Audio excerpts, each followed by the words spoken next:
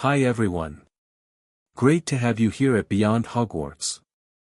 Get comfortable because today we're presenting, What If Loki Stole Harry from Dursleys at age 3 and Raised God of Mischief and Chaos Magic in Asgard? Before we start, a gentle reminder, if you love stories like this, please like and subscribe. It helps the algorithm show our videos to more people. And now, the moment you've been waiting for. Chapter 1, The Child of Lightning. A summer storm rolled across the English countryside, thunder rumbling like distant war drums. Beneath the churning clouds, Loki, Prince of Asgard and God of Mischief, materialized in a narrow alleyway. Rain pelted his leather armor as he stepped out onto Privet Drive, his tall figure momentarily illuminated by lightning. This unremarkable mortal neighborhood wasn't his usual hunting ground. Midgard rarely held his interest beyond occasional amusement at humans' short, chaotic lives. But something had caught his attention, a magical disturbance that rippled across the realms, powerful enough to register even in Asgard. Loki's lips curved into a thin smile as he strode down the empty street. The houses stood identical and uninspired, like toy blocks arranged in perfect symmetry. How typically mortal to aspire to such dull conformity. His magical senses stretched outward, following the thread of power that had drawn him here. Curious, he murmured, stopping before number 4. The residence appeared ordinary, yet magic pulsed within its walls, wild, untamed energy unlike the structured sorcery of Asgard or the practiced spellcraft of Midgard's wizards. This was something primal, something ancient. A flash of lightning revealed a small face peering through a ground-floor window. A child, no more than 3 years old, with untidy black hair and eyes that gleamed like emeralds in the storm light. Their gazes locked for a heartbeat before the child vanished from view. In that brief moment, Loki felt the magic surge. Well, he whispered, what treasure have the mortals hidden away? Concealing himself with a simple illusion, Loki approached the window. Through rain-streaked glass, he watched a thin woman yank the child away from the window, her mouth moving in sharp reprimand. The boy's small shoulders hunched as he was pushed toward a door beneath the stairs. Loki's eyes narrowed. The cupboard door closed, and a latch slid into place. They had locked the child away. Interest piqued, Loki circled the house, observing. Through windows, he glimpsed a corpulent man and woman fawning over another child, larger, louder, obviously favored. Of the small boy, there was no sign except for occasional movement behind the cupboard door. How fascinatingly cruel, Loki remarked to himself. Even by mortal standards. He could have left then.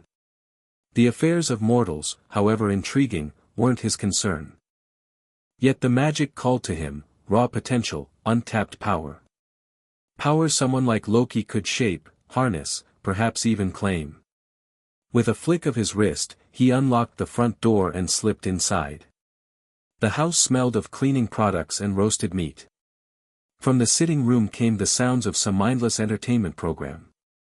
Loki moved silently toward the cupboard under the stairs. A tiny wheeze of breath came from within. The lock yielded to his touch. Inside, curled upon a thin mattress, lay the dark-haired boy. Awake, watchful, utterly silent. A bruise darkened his cheek, and a curious scar zigzagged across his forehead like a bolt of lightning. "Hello, little one," Loki whispered. The boy didn't scream or shrink away. He simply stared, eyes too old for his young face. "Can you do strange things?" Loki asked softly. "Things no one can explain." Hesitation, then a slight nod. "They punish you for it, don't they?" Another nod, more certain. Loki extended a hand, conjuring a small flame that danced above his palm. The boy's eyes widened, not in fear but in wonder. His small hand reached toward the flame. "Would you like to learn?" Loki asked. The boy's gaze lifted to Loki's face. "They say I'm a freak. They are blind. You are special." Loki smiled, a genuine smile he rarely offered anyone. "You could be extraordinary, with the right teacher." From the sitting room came the sound of movement, heavy footsteps. Loki made a swift decision.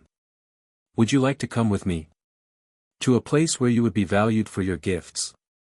The boy looked past Loki toward the sounds of his relatives, then back to the dancing flame.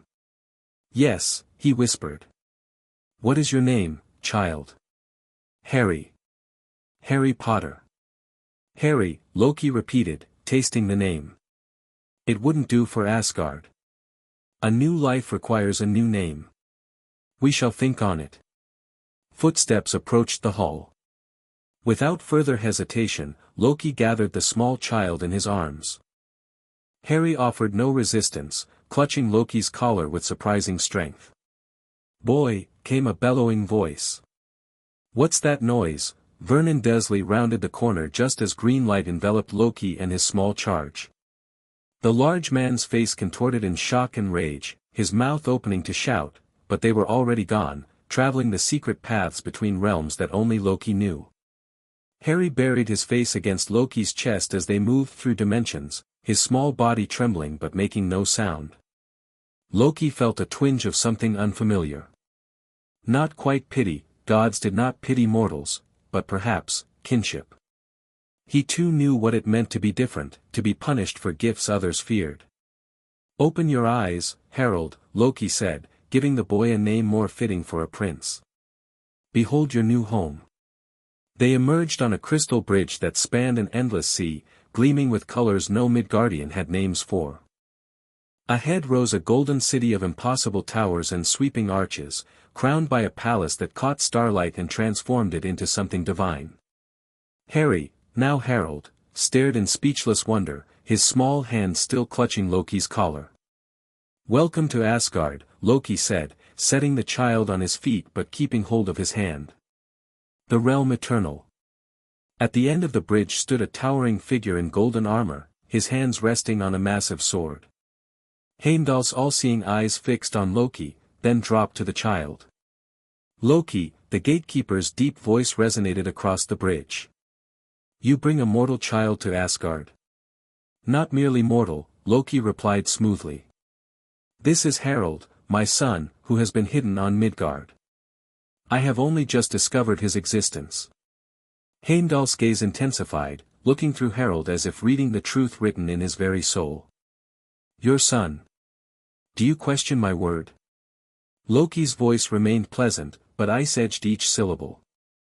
It is my duty to question, Prince Loki.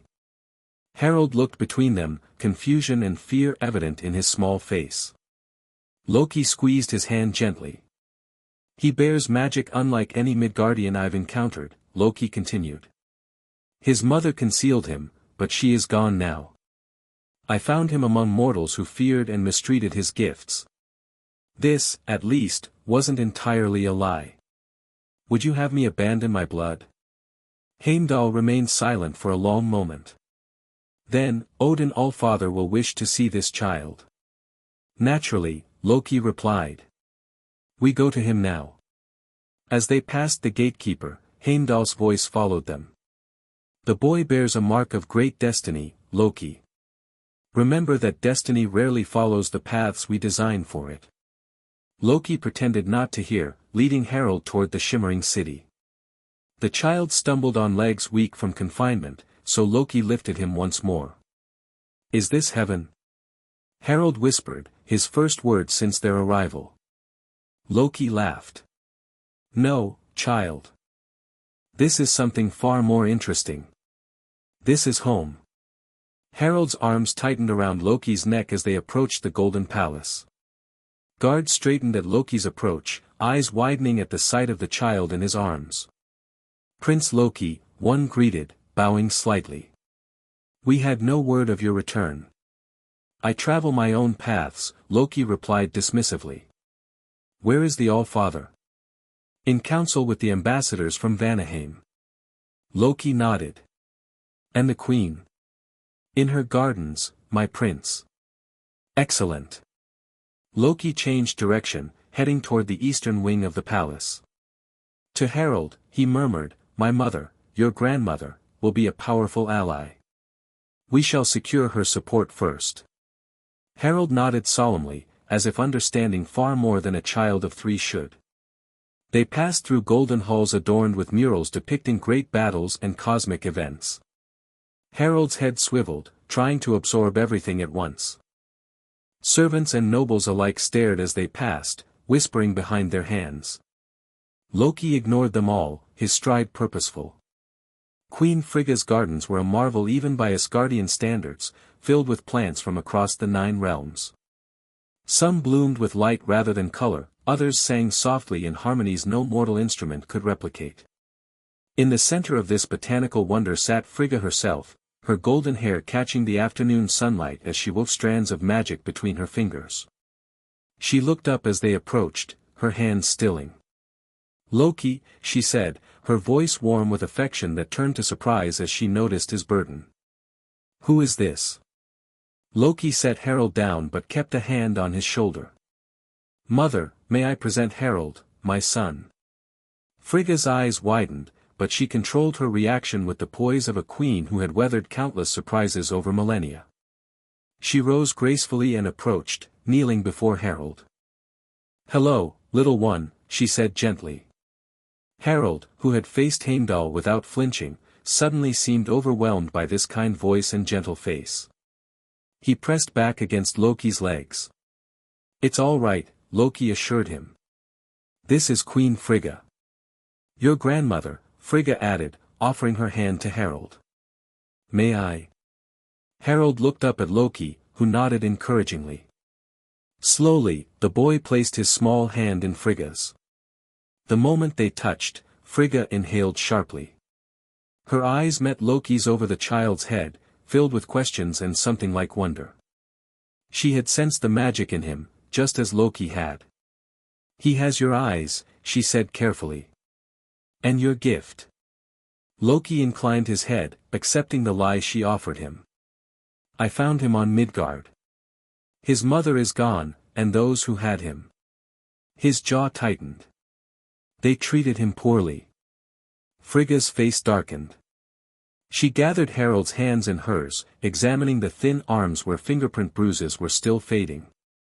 "No longer," she said firmly. "You are home now, Harold.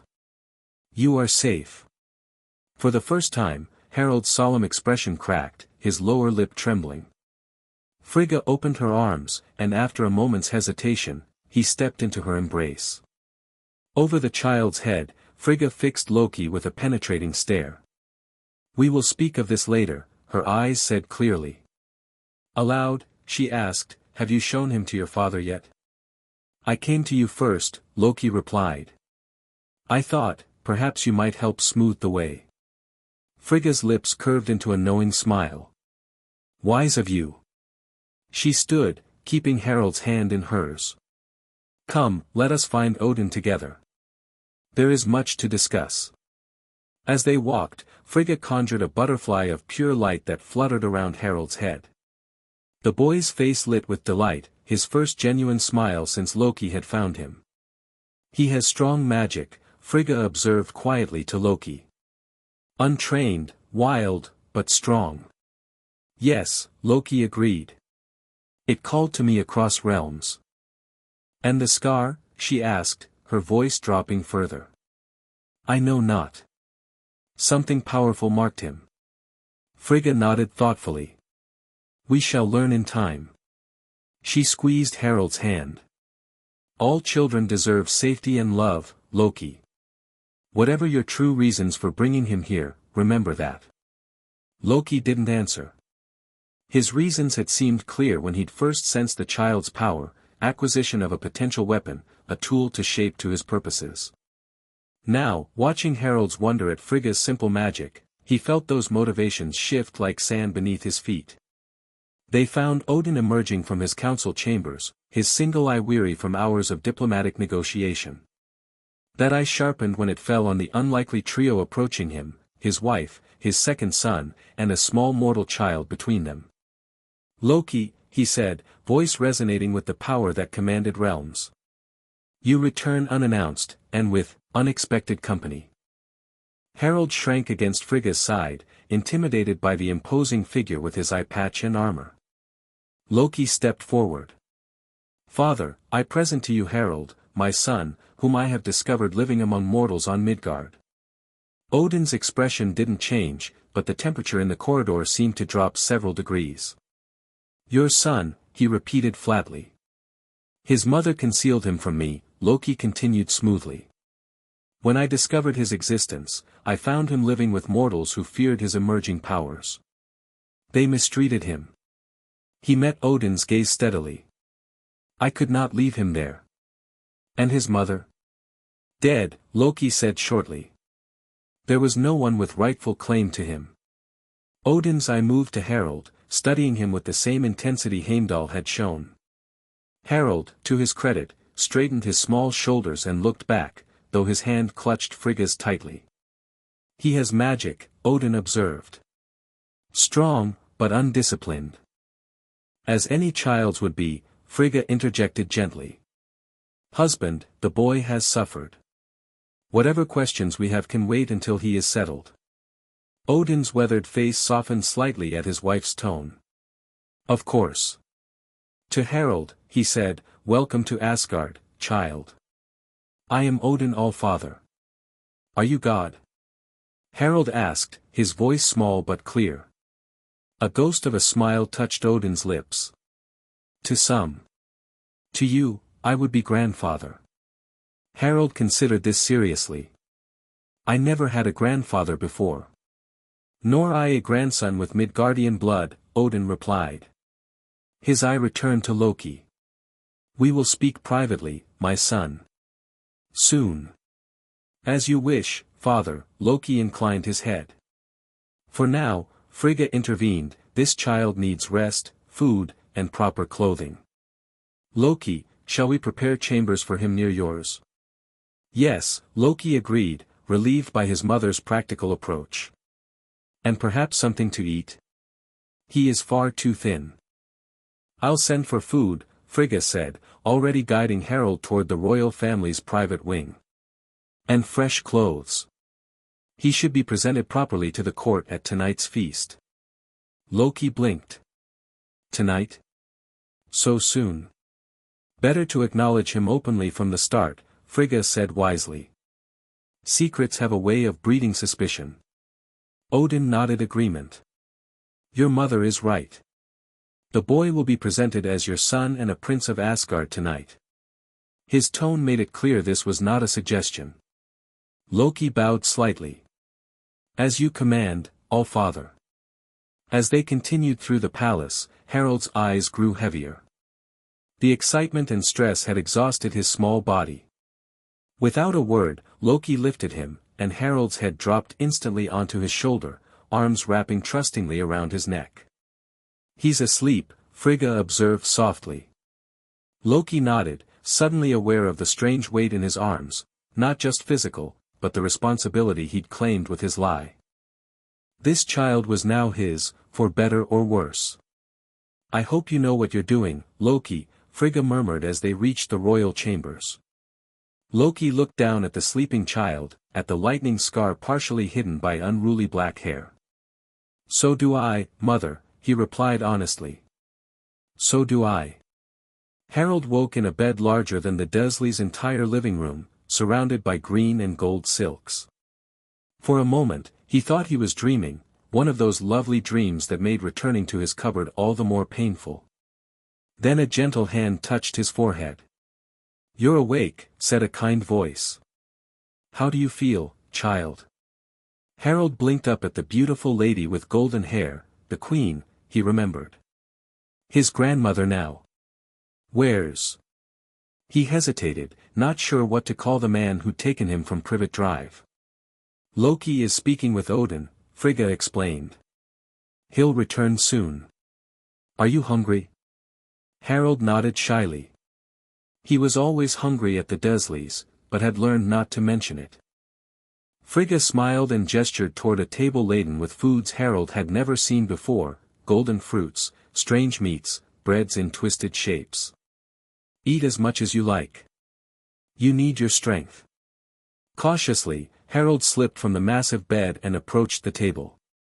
When Frigga nodded encouragement, he took a piece of fruit, biting into it carefully. Sweetness exploded across his tongue, making him gasp in delight. Good? Frigga asked, smiling at his expression. Harold nodded enthusiastically, already reaching for more. Slowly, she cautioned. Your stomach needs time to adjust. As he ate, servants entered carrying small garments of rich fabrics in deep greens and blacks. Frigga examined them critically, occasionally requesting adjustments. Harold watched wide-eyed as one servant conjured a needle and thread from thin air, making alterations with magic. These people, they all do magic? He asked between bites. Most Asgardians have some capability, Frigga explained. Though true sorcery is rarer. Loki is exceptionally talented, as I believe you will be. Harold thought of the strange things that happened when he was frightened or angry at the Dursleys, shattered glass, doors unlocking themselves, the time Dudley's hair had turned blue after he'd pushed Harold down the stairs. Uncle Vernon said magic isn't real, he said quietly. Frigga's expression darkened momentarily. There are many on Midgard, Earth, who fear what they don't understand. But here, your gifts will be celebrated, not punished. The door swung open, and Loki strode in, his face set in lines of tension that smoothed when he saw Harold awake and eating. You've recovered your strength, I see, he said, approaching the table. Good. We have much to do before tonight. Is he angry? Harold asked in a small voice. The man with the eye patch. Loki's lips twitched. Odin is cautious. But he has accepted you as my son and a prince of Asgard. Tonight, you will be presented to the court. Harold's eyes widened in alarm. Will there be many people? The entire court, Loki confirmed. But you needn't fear. You'll stand with me, and speak only if directly addressed by the Allfather. I don't know how to be a prince, Harold whispered, panic rising. Loki knelt before him, meeting his eyes. You were born for this, Harold. Magic runs in your veins. Royal blood too, in its way. His voice dropped. Besides, princely behavior is mostly a matter of confidence. Stand straight, speak clearly, and let no one see your fear. Like pretending? A slow smile spread across Loki's face. Precisely like pretending. And pretending, little one, is what I do best. Frigga cleared her throat. Perhaps we should focus on more immediate matters, like bathing and dressing our young prince before his presentation. The next few hours passed in a whirlwind of preparations. Harold was bathed in scented waters, dressed in clothing finer than anything he'd imagined, and given a crash course in basic Asgardian etiquette by an increasingly anxious Loki. You bow to the All-Father and All-Mother thus, Loki demonstrated. To others of royal blood, a nod will suffice. You are a prince, remember your station. Harold tried to follow the instructions, but there were so many rules, so many names and titles to remember. Tears of frustration welled in his eyes. Perhaps that's enough for today, Frigga suggested gently, seeing Harold's overwhelmed expression. He is very young, Loki. No one will expect perfect court manners. Loki sighed, running a hand through his own immaculately groomed hair. You're right, of course. I simply wish to prepare him. You're afraid, Frigga observed quietly. Not for yourself, but for him. Loki didn't answer, but his silence was confirmation enough. A knock at the door announced Thor's arrival. The thunder god filled the doorframe, resplendent in formal armor, red cape sweeping behind him. His booming voice filled the chamber. Brother. Mother tells me I have a nephew to meet. Harold shrank back against Loki's legs, overwhelmed by this new, loud presence. Loki placed a reassuring hand on his shoulder. Thor, meet Harold, my son, he said formally. Harold, this is your uncle, Thor. Thor crossed the room in 3 great strides and crouched before Harold, bringing himself closer to the child's level. Despite his size and volume, his blue eyes were kind. Well met, young Harold, he said, extending a massive hand. Welcome to Asgard. Remembering his lessons, Harold attempted a small bow before taking Thor's hand. Thank you, Uncle Thor. Thor's face split in a delighted grin. He has your manners, if not your coloring, brother. To Harold, he added, when you're a bit bigger, I shall teach you to wield a sword. Every prince of Asgard must know battle. He's 3 years old, Thor, Loki said dryly. Perhaps we could begin with something less likely to remove his limbs. Thor laughed heartily. Always so protective, Loki. The boy has warrior's eyes, don't you, young Harold? Harold, warming to Thor's infectious enthusiasm, straightened his shoulders. Yes, sir. Sir. None of that. I am Uncle Thor to you. He ruffled Harold's newly combed hair, ignoring Loki's wince. It's nearly time, Frigga interrupted. The court will be gathering. Harold's newfound confidence evaporated. Loki, sensing his fear, knelt before him once more. Remember what I said about pretending? Tonight, pretend you are already the powerful prince you will become. Stand tall. Speak clearly if asked to speak. And know that I will be beside you the entire time. Harold nodded, drawing in a deep breath. That's it, Loki encouraged. Show them the strength I saw in you from the first moment. Together, they walked through golden corridors toward the great hall, Harold's small hand engulfed in Loki's. Thor and Frigga followed, the queen occasionally shooting concerned glances at the small boy's rigid back. At the entrance to the great hall, they paused. Inside, hundreds of Asgard's nobility had gathered for the feast. At the far end, Odin sat upon his throne, Gungnir in hand, his single eye surveying the assembly. Ready? Loki asked softly.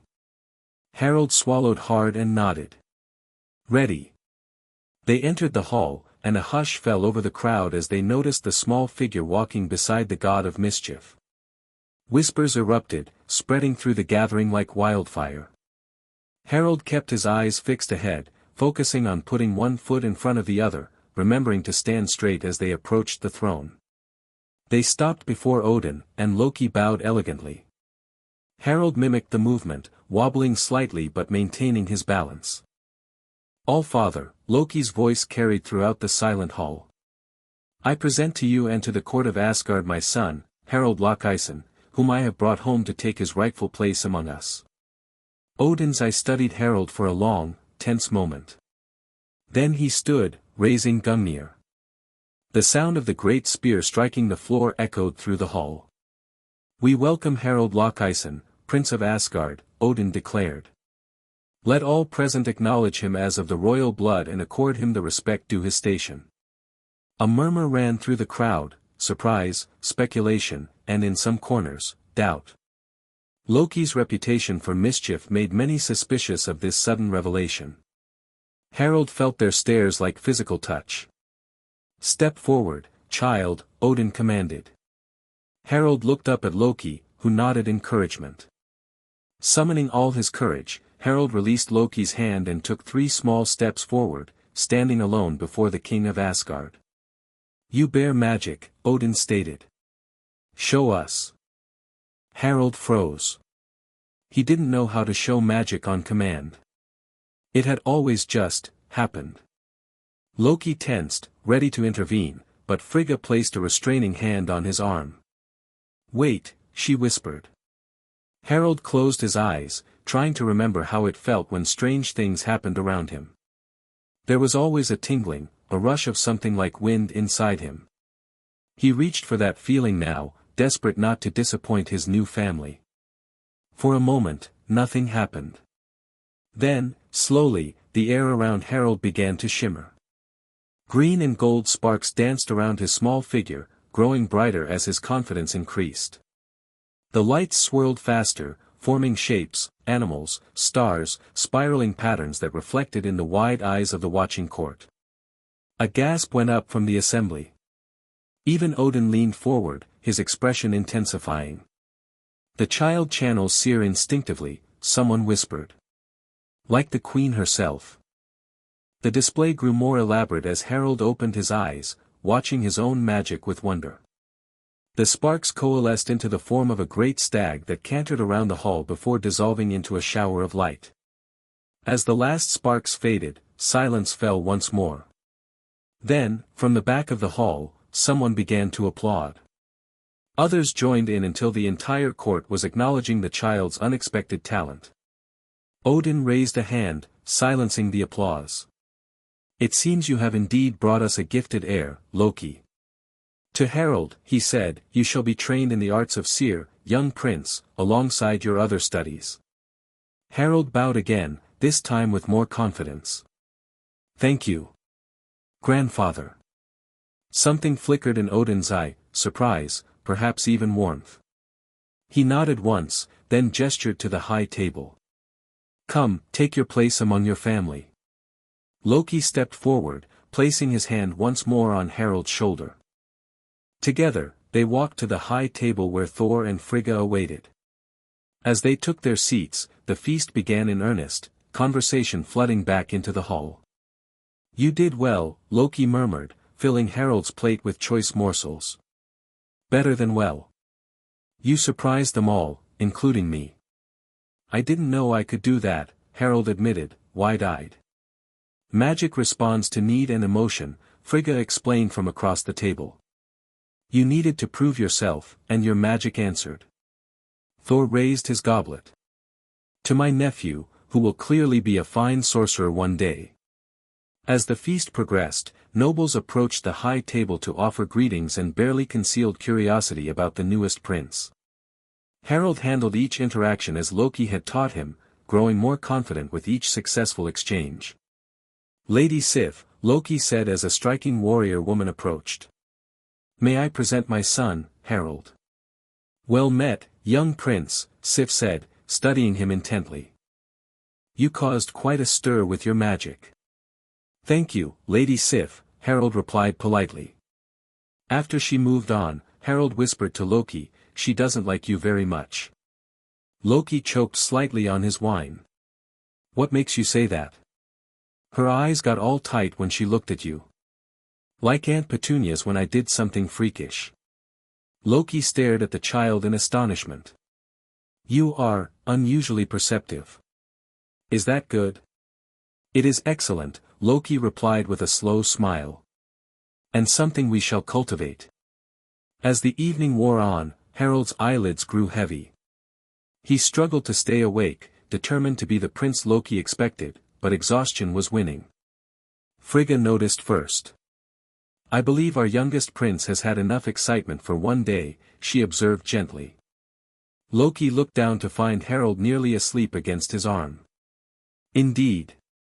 With your permission, All-Father, we will withdraw." Odin nodded. "Go.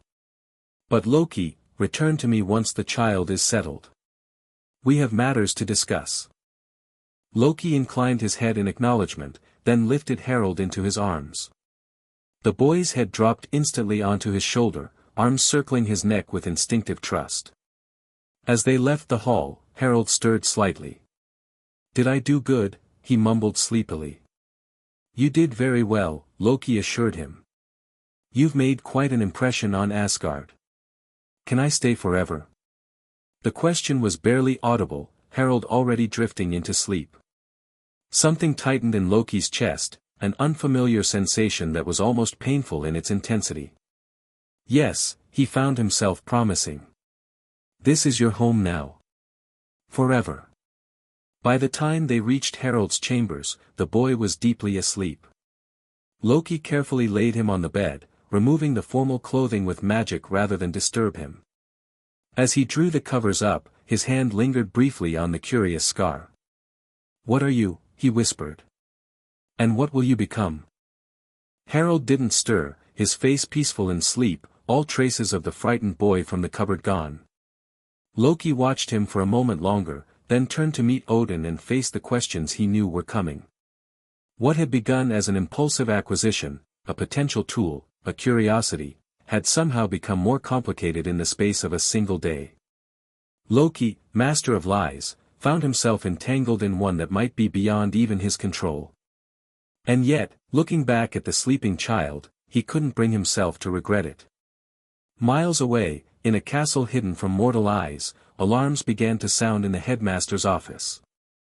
Albus Dumbledore rushed in to find his silver instruments emitting high-pitched whistles and puffs of smoke. The devices monitoring the wards around Privet Drive had all failed simultaneously. Impossible, he breathed, examining the instruments with growing alarm.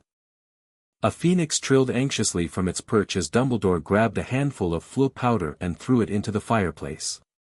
"Minerva McGonagall," he called urgently.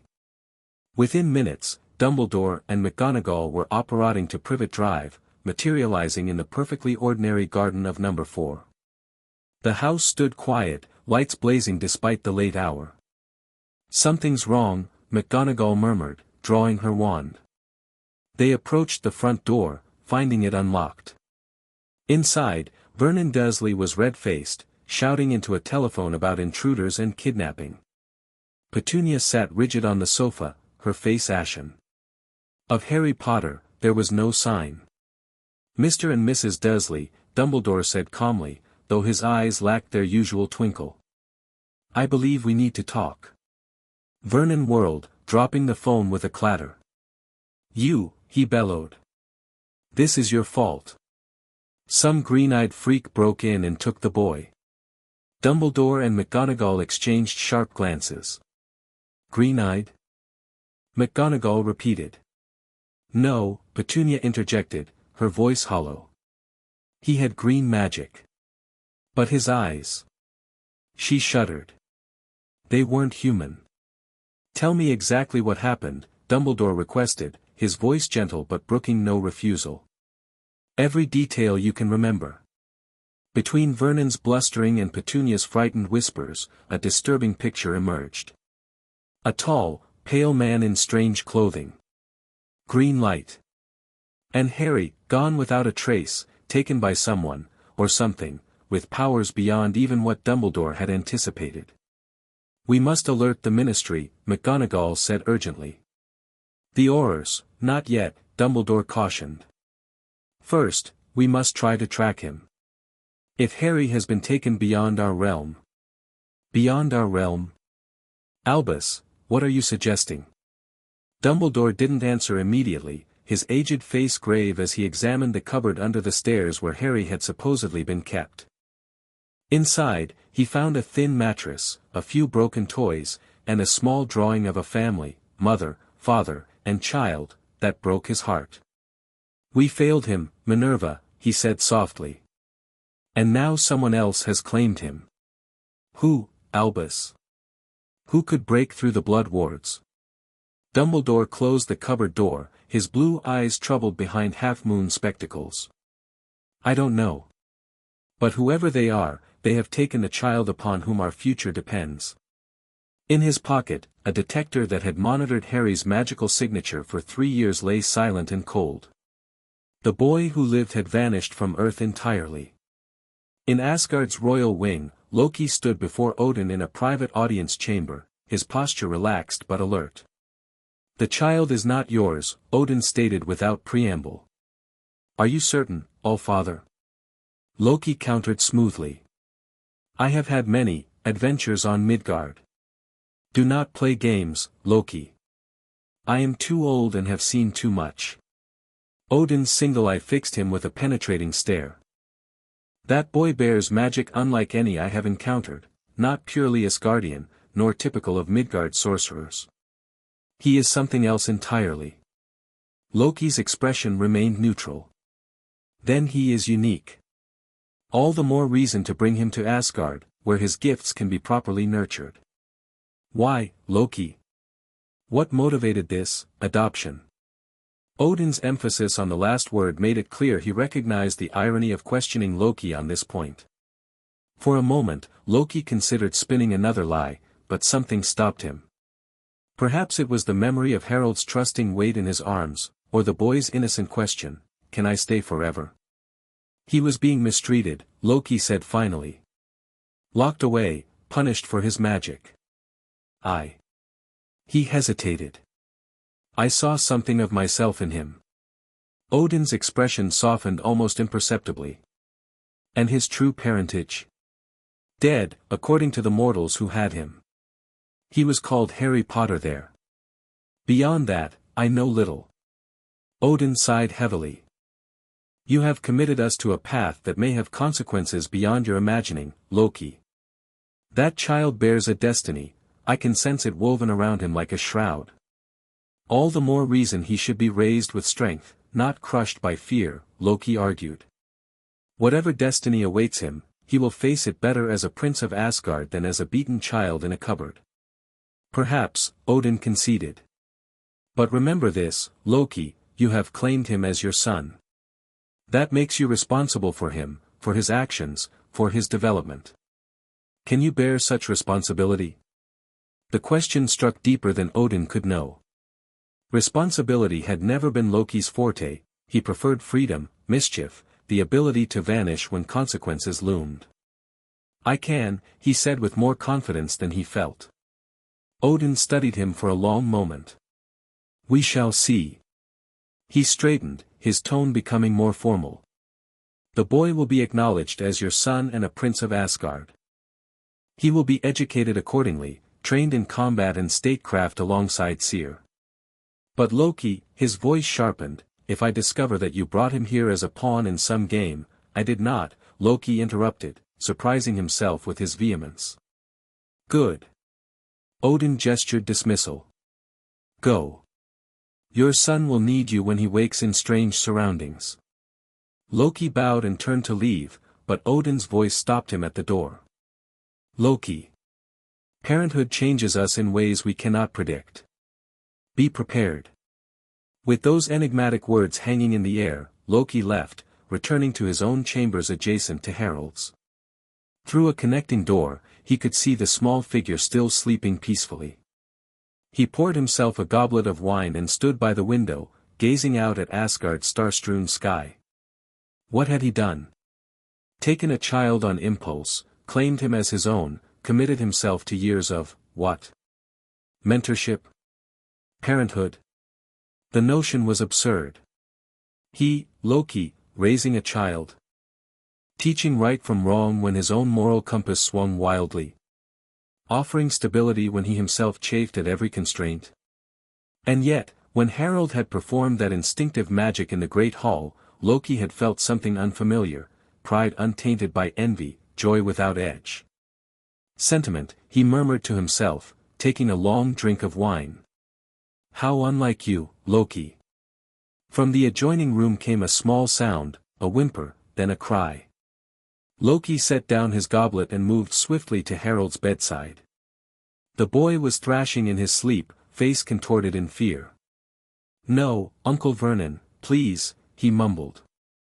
I'll be good. No cupboard. Harald, Loki called softly, placing a hand on the child's shoulder. Wake up. You're dreaming. The boy's eyes flew open, wide with terror until they focused on Loki's face. You're real, he whispered. I thought I dreamed it all. I am quite real, Loki assured him, sitting on the edge of the bed. As is Asgard, and your position here. Harald's small hand reached out, clutching Loki's sleeve as if to anchor himself. I saw a bad man in my dream. He had red eyes and he laughed when a lady screamed. Loki frowned. Children had nightmares, certainly, but there was something in Harald's voice, a certainty that suggested memory rather than imagination. It was only a dream, he said, smoothing back the boy's unruly hair. You are safe here. Will you stay? Harald asked, his voice small in the vast chamber. Until I fall asleep again. Loki hesitated. Comfort had never been his strong suit. Thor had been the one to chase away nightmares when they were children, with his boisterous confidence and unshakable certainty that nothing could harm them while they were together. But Thor wasn't here, and Harald was looking at him with those green eyes that held too much knowledge for one so young. I'll stay, Loki promised, settling more comfortably on the bed. Harald relaxed immediately, his eyes drifting closed. Tell me a story, he murmured sleepily. Loki cast about for an appropriate tale, discarding his usual repertoire of tricks and pranks. Instead, he found himself recounting a story Frigga had told him long ago, about a lost prince who found his way home by following the stars. By the time he finished, Harold was deeply asleep once more, his small hand still clutching Loki's sleeve. Gently, Loki tried to disengage without waking him, but the boy's grip tightened unconsciously. With a sigh that was only partly exasperation, Loki resigned himself to spending the night in the chair beside Harold's bed. As he settled in, watching the rise and fall of the child's chest, he reflected on Odin's warning. Parenthood changes us in ways we cannot predict. Perhaps the All-Father was right. Perhaps this impulsive action would change him in ways he couldn't foresee. But looking at the sleeping child, Harold, no longer Harry, Loki found he wasn't entirely opposed to the idea. "Sleep well, my son," he whispered, the lie feeling less like a lie with each repetition. "Tomorrow, your new life truly begins." Frigga found them there in the morning, Harold curled beneath silken covers, Loki asleep in the chair beside him, one hand still resting protectively on the bed. She paused in the doorway, unwilling to disturb the scene. Her younger son had always been complex, brilliant, sensitive, prone to mischief that veered between harmless fun and genuine malice. She had worried for him, loved him, tried to guide him toward his better nature. Now, watching him with this child he'd claimed, she felt a flicker of hope. Perhaps, in saving Harold, Loki might also save himself. She withdrew silently, leaving father and son to greet their first full day in Asgard together, the first of many days that would shape both their destinies in ways none could predict. Outside the palace, dawn broke over the realm eternal, golden light spilling across towers and bridges, reflecting off the distant sea.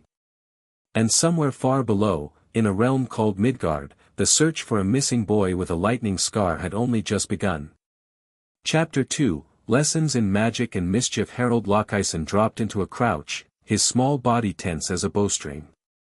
Across the training yard, his opponent circled, wooden sword held high.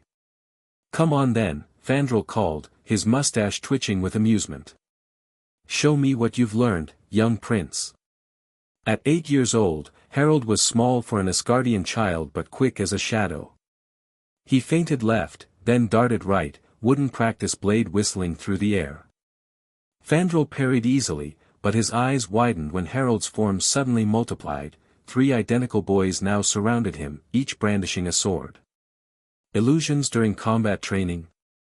Fandral laughed, spinning to keep all 3 figures in view. "Your father's tricks already?" One of the heralds grinned. "Father says use every advantage." Fandral lunged at the herald who'd spoken, his blade passing harmlessly through the illusion. The real herald struck from behind, landing a solid hit on Fandral's thigh. "Point to me." Harold crowed as his duplicates vanished. From the edge of the training yard, slow applause echoed. Loki stepped forward, pride evident in his sharp features. "Well done," he said, ruffling Harold's wild black hair. "Though perhaps save the illusions for when Sif isn't watching. She still hasn't forgiven me for using them in last week's tournament." Harold sheathed his practice sword, grinning. "Is that why she made me run extra laps yesterday?" "Almost certainly," Loki confirmed, sharing a conspiratorial smile with his son. 5 years had transformed the frightened toddler from privet drive into a confident young prince. Though still small for his age, Harold had grown wiry and strong under Asgard's golden sun. His lightning scar remained visible beneath his unruly hair, a reminder of his mysterious origins that neither magic nor time had faded. "Your illusions are improving," Loki observed as they left the training yard. 3 duplicates maintained through physical exertion is impressive. "I've been practicing at night," Harold admitted. "When I'm supposed to be sleeping." Loki arched an eyebrow. "Following in my mischievous footsteps already?" "You said the best magic requires dedication," Harold replied with impeccable logic. "So I did." Loki glanced at the position of the sun. "And now you're late for your studies with your grandmother." Harold's eyes widened. "She'll turn me into a frog." "The queen would never." Fandral began, then caught Loki's amused expression. Ah. Family jokes. Go, Loki urged. I'll join you later for our own lesson. Harold needed no further prompting. He sprinted across the courtyard, dodging between guards and servants with practiced ease. Behind him, Loki watched with an expression few in Asgard had seen before: his unexpected fatherhood, unguarded affection. He grows more like you each day, Fandral observed, joining Loki. In some ways, Loki agreed. In others.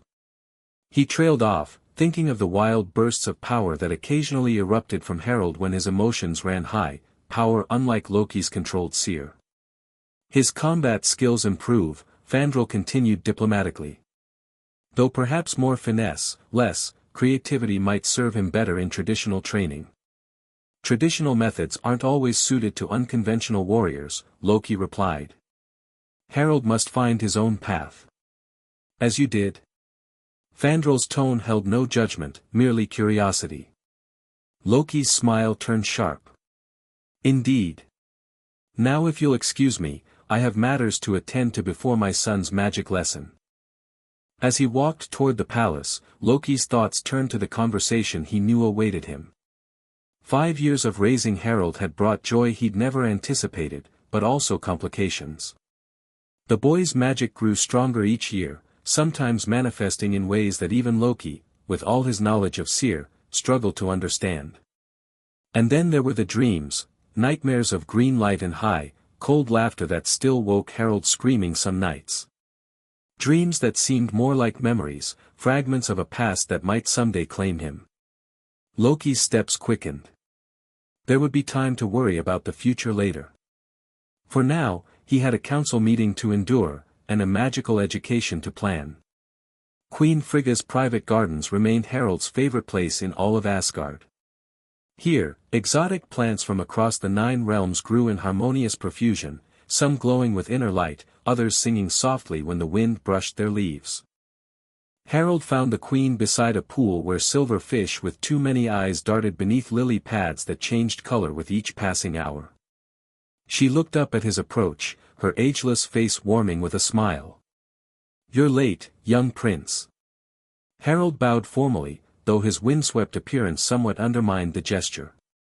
Forgive me, grandmother.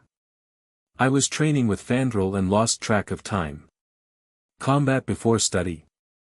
Frigga's eyes twinkled. Your uncle would approve. Your father, less so. Father says I need both, Harold replied, dropping onto the bench beside her. Strong mind, quick blade. Wise words, Frigga agreed. And how fares your training? Harold grinned. I beat Fandral today. Well, once. Using illusions. Ah. Frigga nodded understanding. Your father's techniques serve you well. But today, we practice something different. She gestured to the pool. Look into the water and tell me what you see. Harold leaned forward obediently, peering into the crystalline depths. At first, he saw only his own reflection, green eyes, wild black hair, the thin scar like a bolt of lightning across his forehead. Then the water began to ripple, though no wind disturbed the garden. It's changing, he whispered.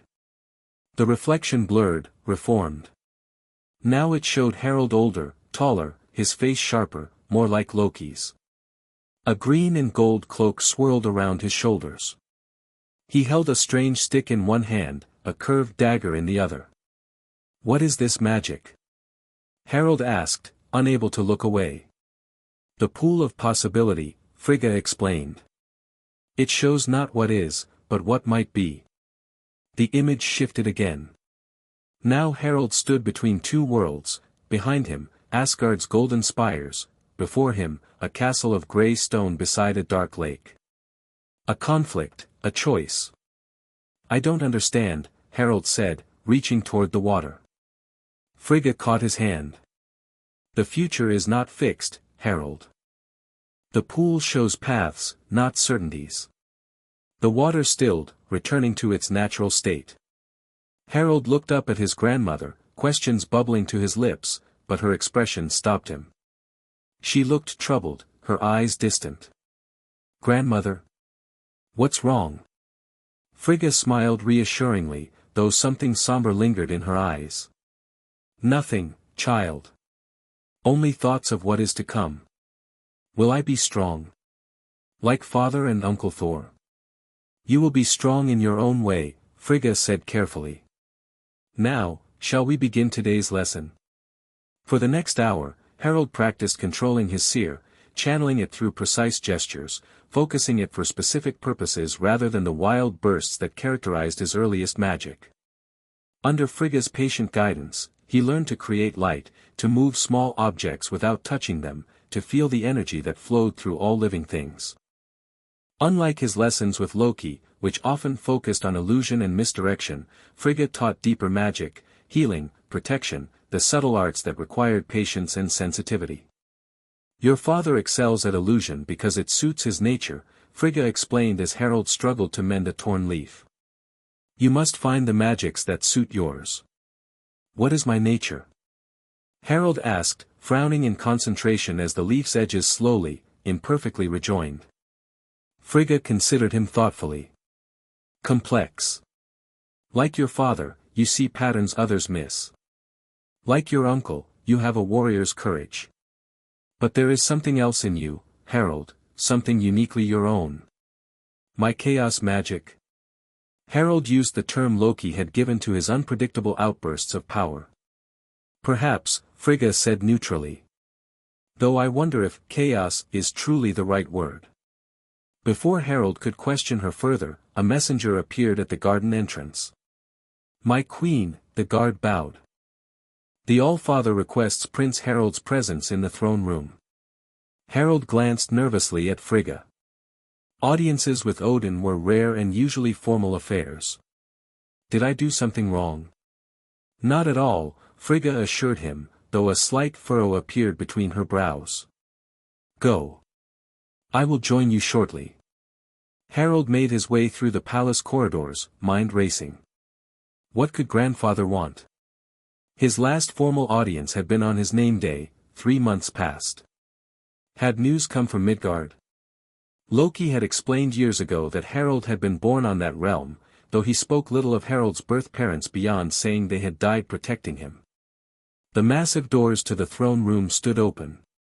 Inside, Odin sat upon Hlidskjalf, his expression unreadable. To his right stood Thor, unusually solemn. To his left, Loki, his posture relaxed but his eyes sharp with attention. Harold approached the throne, bowing as protocol demanded. "All-Father. You summon me?" Odin's single eye studied him intently. "Harold Lokison. You have lived among us for 5 years now. In that time, you have studied our ways, our history, our magic." "Yes, grandfather." Harold straightened his shoulders, suddenly conscious of his training clothes, still dusty from the morning's combat practice. "It is time to test your progress," Odin continued. 3 tasks shall be set before you, 1 to challenge your mind, 1 to test your courage, and 1 to prove your heart." Harold blinked in surprise. "Tasks? Like a quest?" Thor's serious expression broke into a grin. "A training quest, nephew. A tradition for Asgardian youth." Loki stepped forward. "What my brother fails to mention is that most undertake such quests at twice your age. I argued you should wait, but the All-Father believes you are ready." There was an undercurrent in Loki's voice that Harold recognized, concern masked by casual indifference. He'd grown skilled at reading his father's subtle tones. "I am ready," Harold declared with more confidence than he felt. Odin nodded approval. "The tasks will be revealed one by one, as each is completed. You will begin tomorrow at dawn." "May I ask why now?" Harold ventured, curiosity overcoming his nervousness. A fleeting expression crossed Odin's face, something almost like urgency. "There are stirrings in the 9 realms, young prince. Change is approaching. It is prudent that your training advance accordingly." Loki's eyes narrowed at this, but he said nothing. "You are dismissed," Odin concluded. Prepare yourself well. Harald bowed again and backed away from the throne. As he turned to leave, Loki fell into step beside him. Well, this is unexpected, his father murmured as they exited the throne room. Did you know? Harald asked. About the testing? Yes, though not its timing. Loki's mouth thinned to a hard line. Odin has his reasons, as always. What stirrings was he talking about? Loki glanced down at his son, a flicker of something, protectiveness, perhaps, crossing his sharp features. Nothing you need concern yourself with yet. Focus on your tasks. They walked in silence through the corridors until they reached the royal family's private wing. There, Loki stopped, placing a hand on Harald's shoulder. Tonight's magic lesson will be different, he said. Meet me in the library after you've changed and eaten. Harald nodded eagerly. Loki's lessons were always his favorite, challenging, sometimes frustrating, but never boring. What will we study? A slow smile spread across Loki's face. Something that may prove useful for tomorrow's challenge. The Royal Library of Asgard rivaled the halls of knowledge on Alfheim, containing texts from across the 9 realms and beyond. Massive shelves stretched toward distant ceilings, some books chained in place, others floating freely, their pages turning by themselves as if read by invisible scholars. Harald found Loki in a secluded corner surrounded by ancient tomes and scrolls. A single orb of magical light illuminated his workspace, casting elongated shadows across the walls. Ah, good, Loki looked up as Harald approached. Come see what I've found. Harald peered at the open book before his father. The text was written in runes so old they seemed to shift under his gaze. I can't read it, he admitted. Few can, Loki replied. It's written in the language of Niflheim, from before the Great Convergence. But this, he pointed to an illustration showing a labyrinth-like pattern, this is what interests us.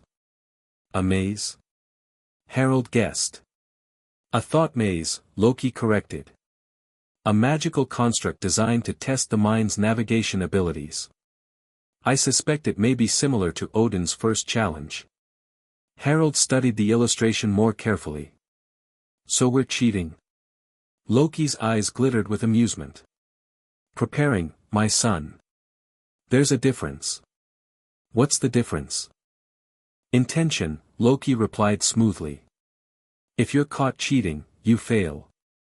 If you're caught preparing thoroughly, you're commended for initiative. Harald grinned.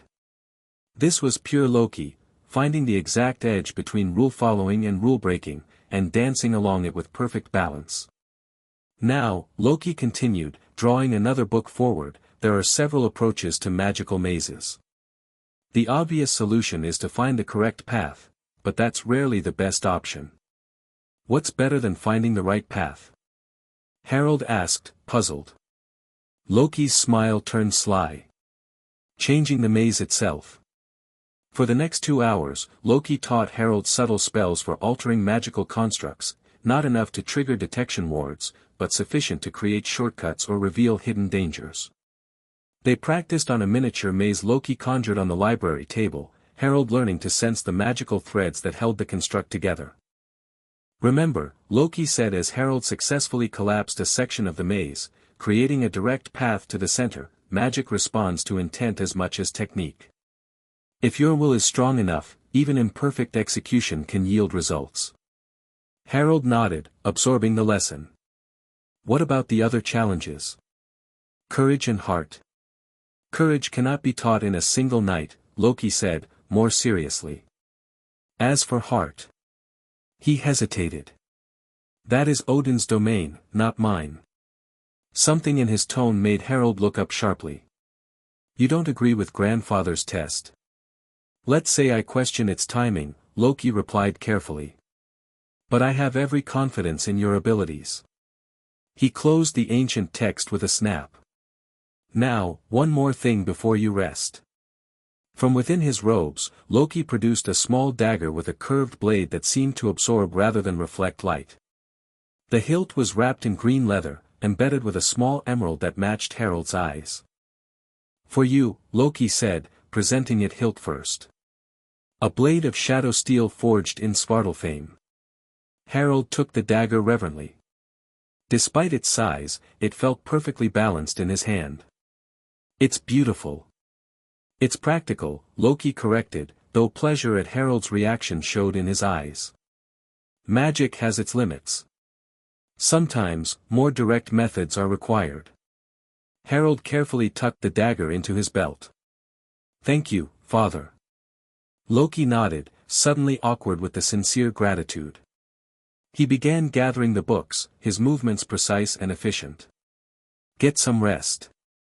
Dawn comes early, and the All-Father does not tolerate tardiness." As Harold turned to leave, Loki called after him. "Harold." When the boy looked back, Loki's expression had softened. "Whatever challenges Odin sets, remember who you are." "A prince of Asgard?" Harold guessed. "My son," Loki corrected quietly. "First and always." Harold smiled, warmth blooming in his chest. He bowed slightly, a gesture of respect rather than formality, and left the library, the new dagger a reassuring weight against his side. Behind him, Loki remained motionless, staring at the space his son had occupied. His expression was troubled, his thoughts far away, dwelling perhaps on stirrings in the realms that he had not shared with Harold. Stirrings that concerned a distant world where a boy with a lightning scar was still desperately sought. Dawn painted Asgard's golden spires with rose and amber light as Harold presented himself at the throne room. He dressed carefully in light armor of green and black, Loki's colors, with comfortable boots suitable for whatever challenge might await. The shadow steel dagger hung at his belt alongside a standard Asgardian short sword. Odin stood at the center of the empty hall, Gungnir in hand. Behind him, Frigga and Thor waited in silent support. Of Loki, there was no sign. "Harald Lokeisen," Odin's voice echoed in the vast space. "Are you prepared for your first trial?" Harold bowed, his heart hammering against his ribs. "I am, All-Father." "Then behold your challenge of mind." Odin struck Gungnir against the floor. Golden light erupted from the spear's tip, spreading outward in complex patterns. The throne room disappeared, replaced by a vast maze of shimmering energy barriers. Walls of golden light stretched in all directions, forming corridors and chambers that shifted even as Harold watched. "Find the heart of the maze," Odin's voice came from everywhere and nowhere. "There, you will receive the key to your next challenge." Then silence fell, broken only by the faint hum of the magical barriers. Harold took a deep breath, centering himself as Loki had taught him. This was similar to the constructs they'd practiced with, but vastly more complex. The walls seemed semi-solid, he could see through them dimly, but touching one sent a painful shock up his arm. "Right," he muttered to himself. "Find the heart or change the maze." He closed his eyes, focusing his senses on the magical energies surrounding him. The construct thrummed with power, Odin's power, ancient and unyielding. Attempting to collapse sections as he'd done in practice would likely trigger defenses beyond his ability to counter. A more subtle approach, then. Opening his eyes, Harold set off down the nearest corridor, trailing his fingers just above the surface of the walls. As he walked, he sent small pulses of his own magic into the barriers, testing their resistance. Most repelled his energy completely, but occasionally he found spots that resonated differently, nodes where the construct structure was anchored. At the first junction, Harold paused. 3 paths stretched before him, identical in appearance. He knelt, pressing his palm against the floor. Through the stone, he could feel vibrations, stronger toward the leftmost path. "Follow the source," he whispered, recalling one of Frigga's earliest lessons. Every magical construct had a center where its power originated. Harold chose the left path, moving more confidently now. When the maze shifted around him, walls dissolving and reforming to block his progress, he remained calm. This was a test of mind, not speed. After what felt like hours of careful navigation, Harold reached a section where the golden walls pulsed with increased intensity. Here, the layout changed more frequently, making direct progress impossible. He leaned against a solid column, considering his options. Direct manipulation wouldn't work. But perhaps. Harold withdrew the shadow steel dagger, studying its light-absorbing blade. Shadow steel was known for its magical properties, particularly its ability to interact with energy constructs. He pressed the blade carefully against the nearest wall. Where the dagger touched, the golden light dimmed slightly. Harold smiled, a gift from Loki, perfectly suited to the challenge. Not enough to break through, but perhaps enough to see more clearly. Holding the dagger before him like a lantern, Harold continued through the maze. The blade absorbed some of the golden light, allowing him to perceive patterns in the construct structure that had been hidden before. Following these patterns, he made steady progress toward what he sensed was the maze's center. Finally, he emerged into a circular chamber where all paths converged. At its center floated a small golden key, spinning slowly above a pedestal. Harold approached cautiously, alert for traps.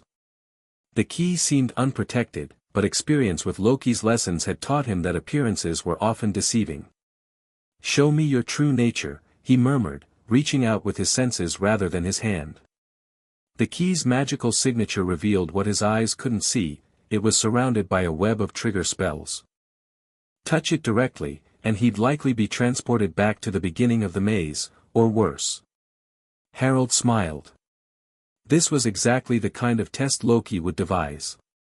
He drew back slightly, considering the problem. The key itself was real, but protected. How to obtain it without triggering the spells? An idea formed. If direct touch would trigger the spells, perhaps indirect means would not. Focusing intently, Harold reached for the magic Frigga had taught him, not illusion or manipulation, but connection, the ability to sense and interact with the energy in all things. He extended his awareness toward the key, seeking not to take it, but to know it. The key's energy signature resonated in his mind, solid, real, but also linked to the maze itself. It was part of the construct, not separate from it. Harold closed his eyes, concentrating fiercely. If the key was part of the maze, and the maze was magic, then perhaps. He called to the key not with his hands but with his will, asking rather than demanding. For a breathless moment, nothing happened. Then the key vibrated, its spin accelerating. It rose from the pedestal, hovering in the air before shooting directly into Harold's waiting hand. The moment his fingers closed around it, the golden maze dissolved. Harold found himself back in the throne room, the key warm in his palm. Odin stood before him, his single eye unreadable. "You have passed the first trial," the All-Father declared. Though perhaps not as intended. Harold tensed. Had he broken some unspoken rule? But then he noticed Thor's broad grin and Frigga's subtle nod of approval. "The challenge was to test your mind," Odin continued. "You demonstrated resourcefulness and perception beyond your years." Relief flooded through Harold. "Thank you, grandfather." "Your second trial awaits," Odin said, gesturing toward the throne room's massive doors. "A test of courage. The key you hold will unlock the gates of fear in the caverns beneath the palace. Enter, face what dwells within, and return with proof of your encounter." Harold swallowed hard, his momentary triumph fading. The gates of fear were legendary in Asgardian children's tales, a mythical entrance to chambers where nightmares took physical form. "May I have time to prepare?" he asked, stalling. "Courage is seldom convenient," Odin replied. "You have until midday. Then the key will dissolve, and the trial will be forfeit." With that pronouncement, Odin departed, Gungnir thumping against the floor with each step. Frigga followed after giving Harold an encouraging smile. Only Thor remained, approaching with a clap to Harold's shoulder that nearly buckled his knees. "Well done with the maze, nephew," he boomed. "Though I confess, such mental challenges were never my strength.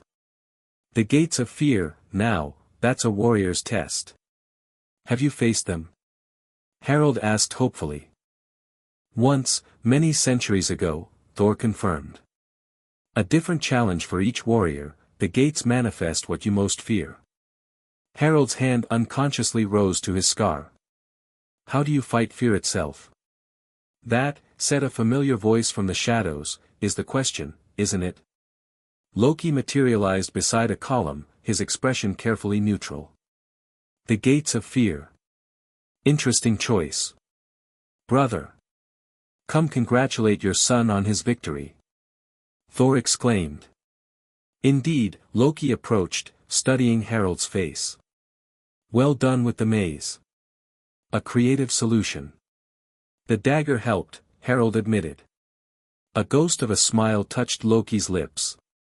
Tools are only as effective as their wielder. Where were you? Harold asked quietly. During the trial. Something flickered in Loki's eyes, regret, perhaps. Occupied with matters that could not wait. I watched the conclusion, however. Thor clapped his brother's shoulder. Always the mysterious one, Loki. Now, we should let Harold prepare for the gates. Actually, Harold interjected, I'd like Father's counsel, if possible. Thor nodded understanding. Of course. I shall see you at midday, nephew. Remember, fear is only as powerful as you allow it to be. As Thor's footsteps faded, Loki turned to Harold, dropping his casual demeanor. The gates of fear are not to be taken lightly. Even experienced warriors have been broken by what they encountered there. What will I see? Harold asked, unable to keep the tremor from his voice. Loki shook his head. I cannot say. The gates reflect your deepest fears, even those you may not consciously recognize. Harold's mind raced through possibilities, the Dursleys, darkness, rejection, but somehow he sensed his true fears ran deeper. How do I fight something that isn't real? That is the key, Loki said, crouching to meet Harold's eyes directly. The manifestations are not real, yet they are. They cannot physically harm you, but the fear they generate is real enough to stop your heart if you allow it. So I need courage, Harold said, squaring his shoulders. You need wisdom, Loki corrected. True courage is not absence of fear, but the judgment to discern real threats from phantoms, and the will to face both. Harold nodded slowly, absorbing the lesson. Will you be there this time? Loki hesitated. I cannot enter the gates with you. No one can. But I will be waiting when you emerge. He placed a hand on Harold's shoulder. And you will emerge, my son. The confidence in Loki's voice steadied Harold's racing heart. He straightened, tucking the golden key into his pocket. I should prepare, then. Yes, Loki agreed. Though not as you might think. The next hour would be better spent in quiet reflection than in physical training. Meditation? Precisely. Loki smiled approvingly. Center yourself.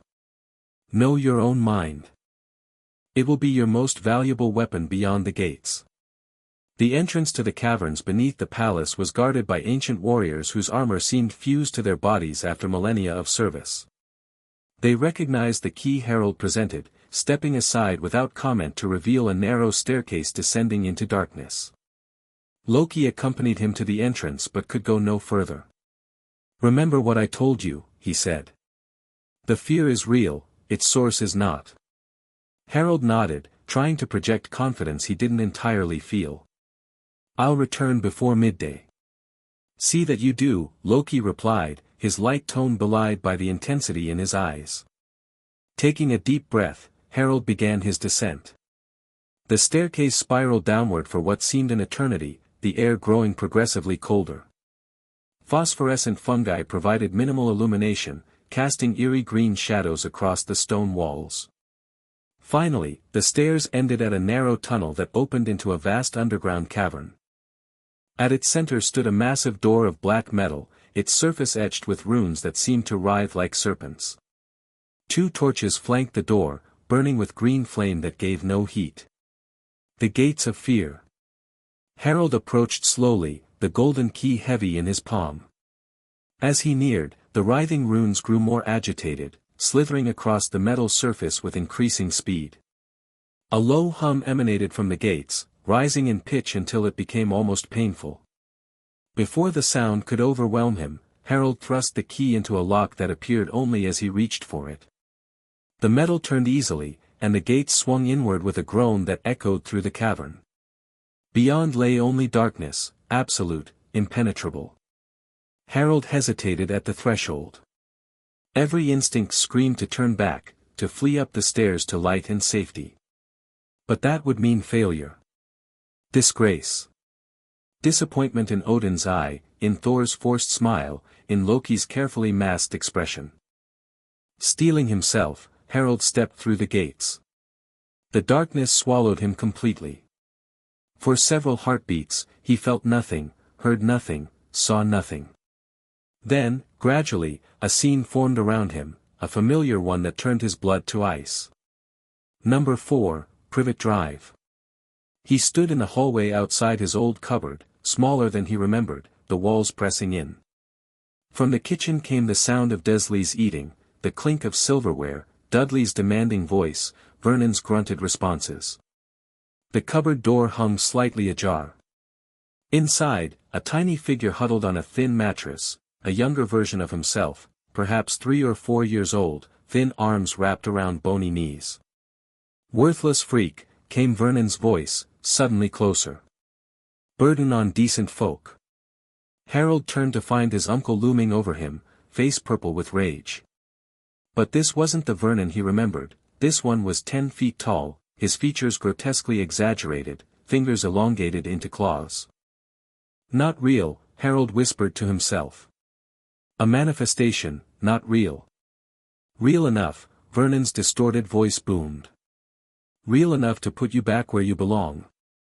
A massive hand shot out, grabbing Harold by the scruff of his neck. Despite knowing it was an illusion, Harold felt the painful pressure, the restriction of his breathing as Vernon dragged him toward the cupboard. The small Harold inside looked up with hopeless eyes, making room on the mattress as if expecting company. "No." Harold struggled against the grip. "I'm not going back. This is where freaks belong," Vernon snarled. "In the dark. Forgotten." The cupboard door yawned wider, the small space within expanding impossibly to reveal not the cramped storage space Harold remembered, but an endless void of darkness. The child version of himself seemed to recede into that darkness, growing smaller, his features losing definition.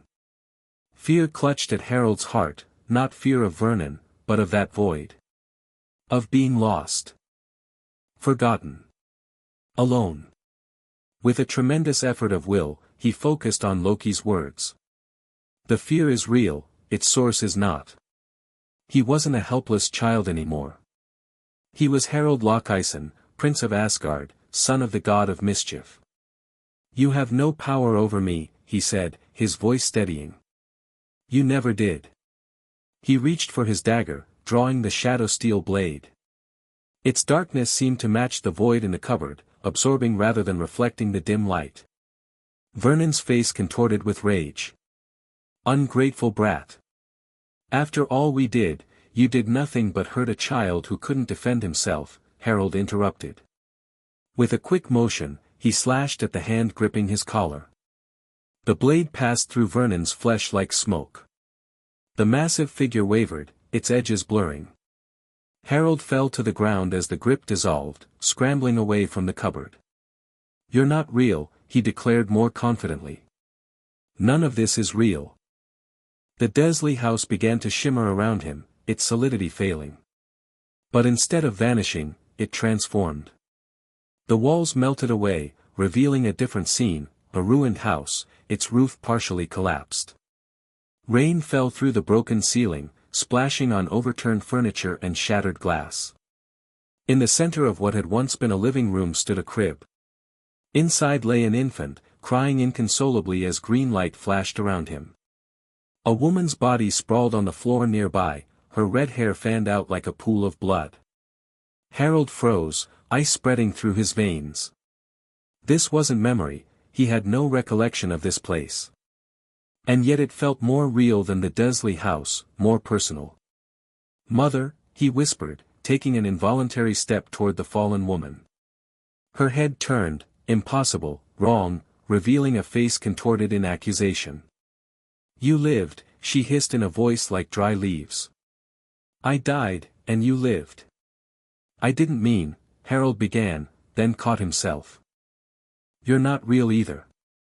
The woman's form flickered, her features shifting between several faces, the red-haired stranger, Frigga, others Harold didn't recognize. All mothers sacrifice, the figure said. All sons betray. The infant in the crib had stopped crying. It sat up, another impossibility, and fixed Harold with a stare from eyes that glowed red in the darkness. Harold Lockison, it said in a high, cold voice that sent shivers down Harold's spine. Or is it Harry Potter? The name hit Harold like a physical blow. Harry Potter. His birth name, rarely spoken in Asgard. Loki had explained years ago that he'd been born Harold Potter on Midgard, his name changed to better suit Asgardian naming traditions. But hearing it spoken by this thing awakened something deep within him. A memory, perhaps, or a connection he'd never fully acknowledged. The infant's face rippled, features elongating into something snake-like, barely human. The boy who lived, it said mockingly. Stolen away before our game could properly begin. Without conscious thought, Harold raised the shadow steel dagger defensively. Who are you? The creature laughed, a sound like breaking glass. I am what awaits you. What has always awaited you. Destiny cannot be escaped, child, only delayed. You're not real, Harold insisted, though his voice shook. Just a manifestation of fear. Am I? The creature smiled, revealing two sharp teeth. Or am I memory? The gates show what you fear, yes, but also what you know, deep in that scar of yours. Harold's free hand rose to his forehead, fingers tracing the lightning bolt. It burned beneath his touch, sending pain lancing through his skull. I killed your parents, the creature continued conversationally. I tried to kill you. I will find you again, Harold who was Harry. No realm can hide you forever. The certainty in its voice chilled Harold to the bone. This didn't feel like the Vernon illusion, a reflection of childhood fear. This felt prophetic. As if the gates had opened a window not just to fear but to truth. You'll fail, Harold said, forcing strength into his voice. Whatever you are, whoever you are, you'll fail again. The creature's red eyes narrowed. Bold words from a child playing at being a prince. Shall we see what becomes of your Asgardian family when I find you? The ruined house dissolved, replaced by Asgard's throne room. But not as Harold knew it, this version was devastated, golden walls blackened, columns toppled. Bodies littered the floor. Frigga, Thor, Odin, and Loki, his green eyes vacant, blood pooling beneath him. No. The cry tore from Harold's throat before he could stop it. He lunged forward, reaching for his father's still form. The creature's laughter followed him. This is what love brings, child. This is the price of attachment. Harold fell to his knees beside Loki's body, knowing it wasn't real but unable to resist the vision's power. His hand passed through the illusion, meeting only the cold stone floor of the gate's chamber. Enough, he whispered, then louder, enough. His voice echoed in the darkness, and with it came a surge of power, not the controlled seer Frigga had taught him, nor the illusion magic he learned from Loki, but something wild and raw that emanated from the scar itself. Green light erupted from Harold's body, shattering the vision into fragments that dissolved like smoke. For a moment, he knelt in utter darkness. Then, slowly, a single point of light appeared before him. It grew brighter, expanding until it took the form of a magnificent silver stag with branches of antlers that seemed to catch starlight. The stag regarded Harold with gentle eyes that somehow held ancient wisdom. It bowed its head, one antler tip touching the floor. When it straightened, a small silver object lay where the antler had touched, a pendant in the shape of a lightning bolt. Understanding instinctively, Harold reached for the pendant. The moment his fingers closed around it, the stag bounded away, dissolving into silver mist. The darkness receded, revealing the gates of fear standing open before him, the cavern beyond visible once more. Harold stumbled through the opening, the pendant clutched tightly in his fist. The gates swung shut behind him with a sound like a final heartbeat. He had passed the second trial. But as he made his way slowly up the winding stairs, Harold couldn't shake the feeling that what he'd encountered went beyond a simple test of courage. The red-eyed creature, the ruined house, the name Harry Potter spoken with such cold familiarity. By the time he emerged into the sunlight, Harold had composed himself. Loki waited as promised, his casual posture belied by the tension in his shoulders, the sharpness in his gaze as it swept over Harold's face. "You succeeded," he observed, noting the silver pendant now hanging around Harold's neck. "Yes," Harold replied simply. Loki studied him more closely. "What did you see?" Harold hesitated. How could he describe the sequence of visions? How could he ask about the red-eyed creature who claimed to have killed his birth parents? "I saw." He began, then swallowed hard. "I saw what I feared. And I overcame it. It wasn't a lie, not exactly. But it wasn't the full truth either." Loki seemed to sense the evasion but didn't press. Instead, he placed a hand on Harold's shoulder, squeezing gently. "I never doubted you would." The simple statement warmed Harold more than any elaborate praise could have. He managed a small smile. "What's the third trial?" "The test of heart." "Tomorrow," Loki replied. "Odin has granted you until dawn to recover your strength." Relief flooded through Harold. He needed time to process what he'd seen, to decide how much to share, and with whom. "Come," Loki said, guiding him toward the palace. "You should rest. We can discuss strategy for the final trial over dinner." As they walked, Harold touched the lightning pendant at his throat. It seemed to pulse faintly against his skin, as if it had a heartbeat of its own. A connection to something, or someone, beyond the gates of fear. Harry Potter, the creature had called him. The boy who lived. Harold Lockison wondered what else that boy might be destined to become. Dinner in Loki's private chambers was a quiet affair. Harold picked at his food, mind still dwelling on the visions from the gates. Loki watched him with calculating eyes, seemingly content to let silence stretch between them. Finally, Harold set down his fork. "Father, who were my birth parents?" The question hung in the air, direct and unavoidable. Loki's expression remained neutral, though something flickered in his eyes.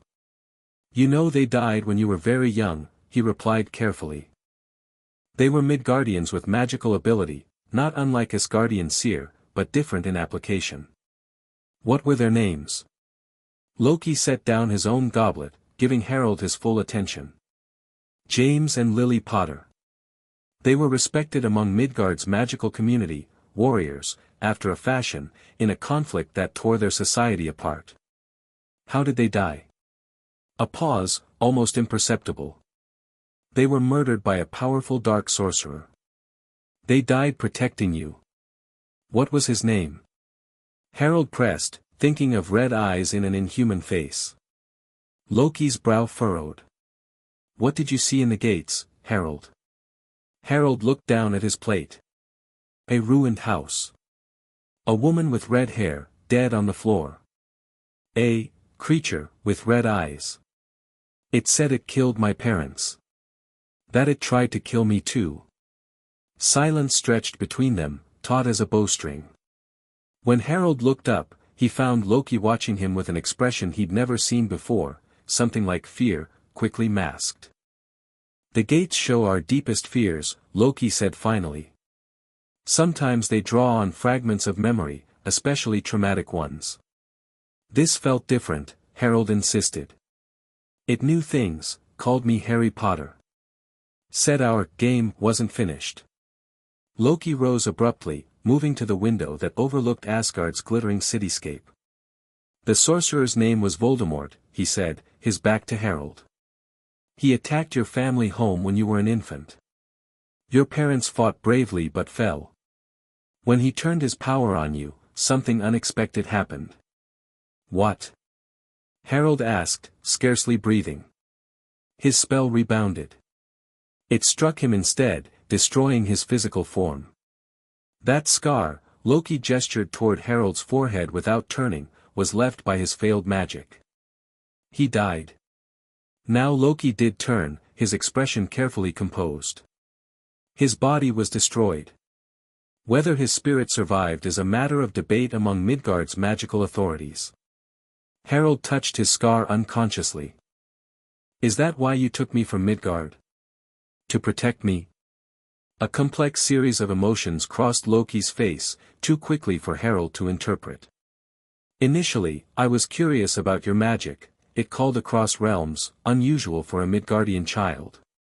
When I found you, mistreated by those who should have protected you. He trailed off, uncharacteristically uncertain. I made a decision. One I have never regretted. The simple sincerity in those last words eased something in Harold's chest. Whatever secrets Loki kept, whatever complications surrounded his birth and the fate of his birth parents, one thing seemed unquestionable: Loki had chosen him, claimed him, raised him as his own. Does he still search for me? Voldemort? Loki returned to the table, seating himself across from Harold once more. I don't know, he admitted. Heimdall keeps watch for unusual magical activity on Midgard, particularly anything that might threaten you. Thus far, there has been nothing definitive. But someday I might have to face him, Harold said slowly, the certainty growing within him. Perhaps, Loki acknowledged. But not alone, and not until you are ready. His green eyes locked with Harold's, intense and unwavering. Whatever destiny awaits you, Harold, you face it as a prince of Asgard, with all the power and protection that entails. Harold nodded, drawing strength from Loki's confidence. Still, questions lingered, fragments of the visions replaying in his mind. The red-haired woman, Lily Potter, his birth mother. The ruined house, his first home. The creature with red eyes, Voldemort, who had marked him with the lightning scar. Rest now, Loki advised, rising from the table. Tomorrow's trial will test your heart, and you will need all your strength. Will you tell me about the final challenge? Harold asked hopefully. A shadow of a smile crossed Loki's face. That would defeat its purpose, would it not? But I will offer this guidance: trust your instincts, but remember that the heart can be deceived as easily as the mind. With those cryptic words, Loki left Harold to his thoughts. The young prince made his way to his own chambers, where he prepared for bed mechanically, mind still churning with revelations and questions. As he drifted toward sleep, Harold's fingers found the silver lightning pendant, proof of his courage in facing the gates of fear. But what had he really faced? Fear, yes. But also truth, memory, perhaps even destiny. Harry Potter, the creature had called him. The boy who lived. Harold Lockheisen closed his eyes, wondering which name would define his future. Dawn arrived with unexpected fanfare. Harold woke to the sound of ceremonial horns echoing across the palace grounds. Outside his window, he could see Asgardian citizens gathering in the great courtyard, banners fluttering in the morning breeze. A knock at his door preceded the entrance of a royal attendant, bearing formal attire more elaborate than Harold's usual garb. Green and black dominated, but accents of gold and silver added regal flair, clothing fit for a state ceremony, not a private trial. What's happening? Harold asked as the attendant laid out the garments. The final trial is to be public, my prince, the attendant explained with a bow. By order of the All-Father. Harold frowned in confusion. His previous challenges had been private affairs, witnessed only by the royal family. Why would the test of heart be displayed before all of Asgard? He dressed quickly, though with care. The armor was light but finely crafted, the cape shorter than an adult's but no less impressive as it settled across his shoulders. Around his neck, the silver lightning pendant gleamed against the dark fabric of his tunic. Loki met him in the corridor outside his chambers. His father was similarly attired in formal armor, though his expression betrayed none of the confusion Harold felt. A public trial? Harold questioned immediately. Apparently, Loki replied, his tone neutral. Odin believes the final challenge should be witnessed by those you will someday help rule. But what is it? How can my heart be tested before an audience? Loki's eyes flickered with something Harold couldn't quite identify. That remains to be seen. Come, we mustn't keep them waiting. Together, they made their way through the palace toward the central courtyard. As they walked, Harold noticed servants and guards watching him with unusual interest, some with encouragement in their eyes, others with what looked almost like pity. "Father," Harold said quietly as they approached the courtyard entrance, "do you know what awaits me out there?" Loki hesitated, then placed a hand on Harold's shoulder, stopping their progress momentarily. "I have suspicions," he admitted. "But whatever challenge Odin has devised, remember this, your heart is your own. No trial can truly measure its worth if you remain true to yourself." The cryptic answer did little to ease Harold's growing apprehension, but there was no time for further questions. The massive doors swung open, revealing the courtyard packed with Asgardian citizens.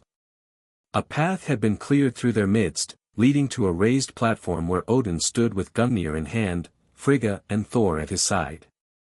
The crowd fell silent as Harold and Loki appeared.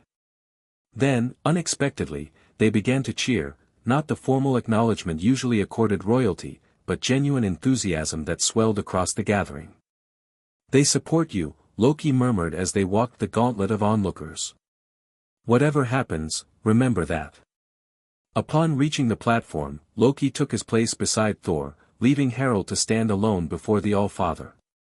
Odin raised Gungnir, and silence fell once more. "Harold Lokeisen," Odin's voice carried across the courtyard without effort. "You have passed the tests of mind and courage. Now comes the final trial, the test of heart." Harold bowed formally, acutely aware of hundreds of eyes upon him. "I am ready, All-Father." Odin nodded gravely. "A prince must be wise. A prince must be brave. But above all, a prince must know where his true loyalties lie." He gestured toward the palace entrance. "Behold your challenge." The crowd parted as a small procession entered the courtyard. At its center walked two figures that made Harold's breath catch in his throat. The first was a woman with flowing red hair and green eyes identical to his own. The second was a tall man with unruly black hair and spectacles, his bearing proud despite simple clothing. Lily and James Potter. His birth parents. Somehow, impossibly, alive. Murmurs rippled through the crowd as the couple approached the platform. Harold stood frozen, unable to comprehend what he was seeing. Behind him, he sensed rather than saw Loki stiffen in surprise or alarm. "My son," Lily Potter's voice was soft but carried in the sudden hush. "My Harry. We found you at last." "How?" Harold whispered, unable to form a coherent question. James Potter stepped forward. "We never died, son.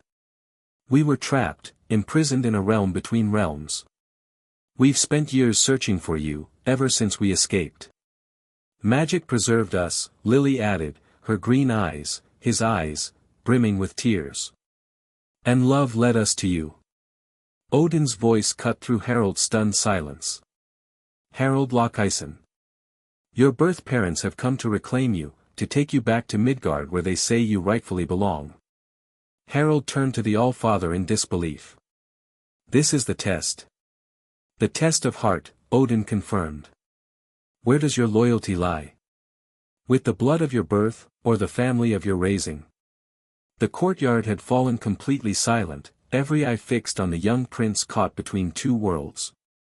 Harold looked to Loki, desperate for guidance, but his father's face was carefully blank, revealing nothing of his thoughts. "You must choose, Harold," Odin continued relentlessly. "Return to Midgard with the Potters, or remain in Asgard as Loki's son. You cannot have both worlds. Harry, Please, Lily stepped closer, hand outstretched. We've missed so much already. Come home with us. We can protect you now, James added. From Voldemort, from everything. You'll be safe with us, where you belong. Harold stared at the outstretched hand, at the faces so like his own. A family, his first family, miraculously restored. Everything he might have had if fate had been kinder. But something wasn't right. The woman's eyes were green like his, yes, but there was something missing in them, a depth, a spark he somehow knew should be there. And the man spoke of protection with absolute confidence, despite having failed once before. Most tellingly, neither had asked about his life in Asgard. Neither had questioned whether he might be happy, whether leaving might cause him pain. They demanded, they didn't inquire.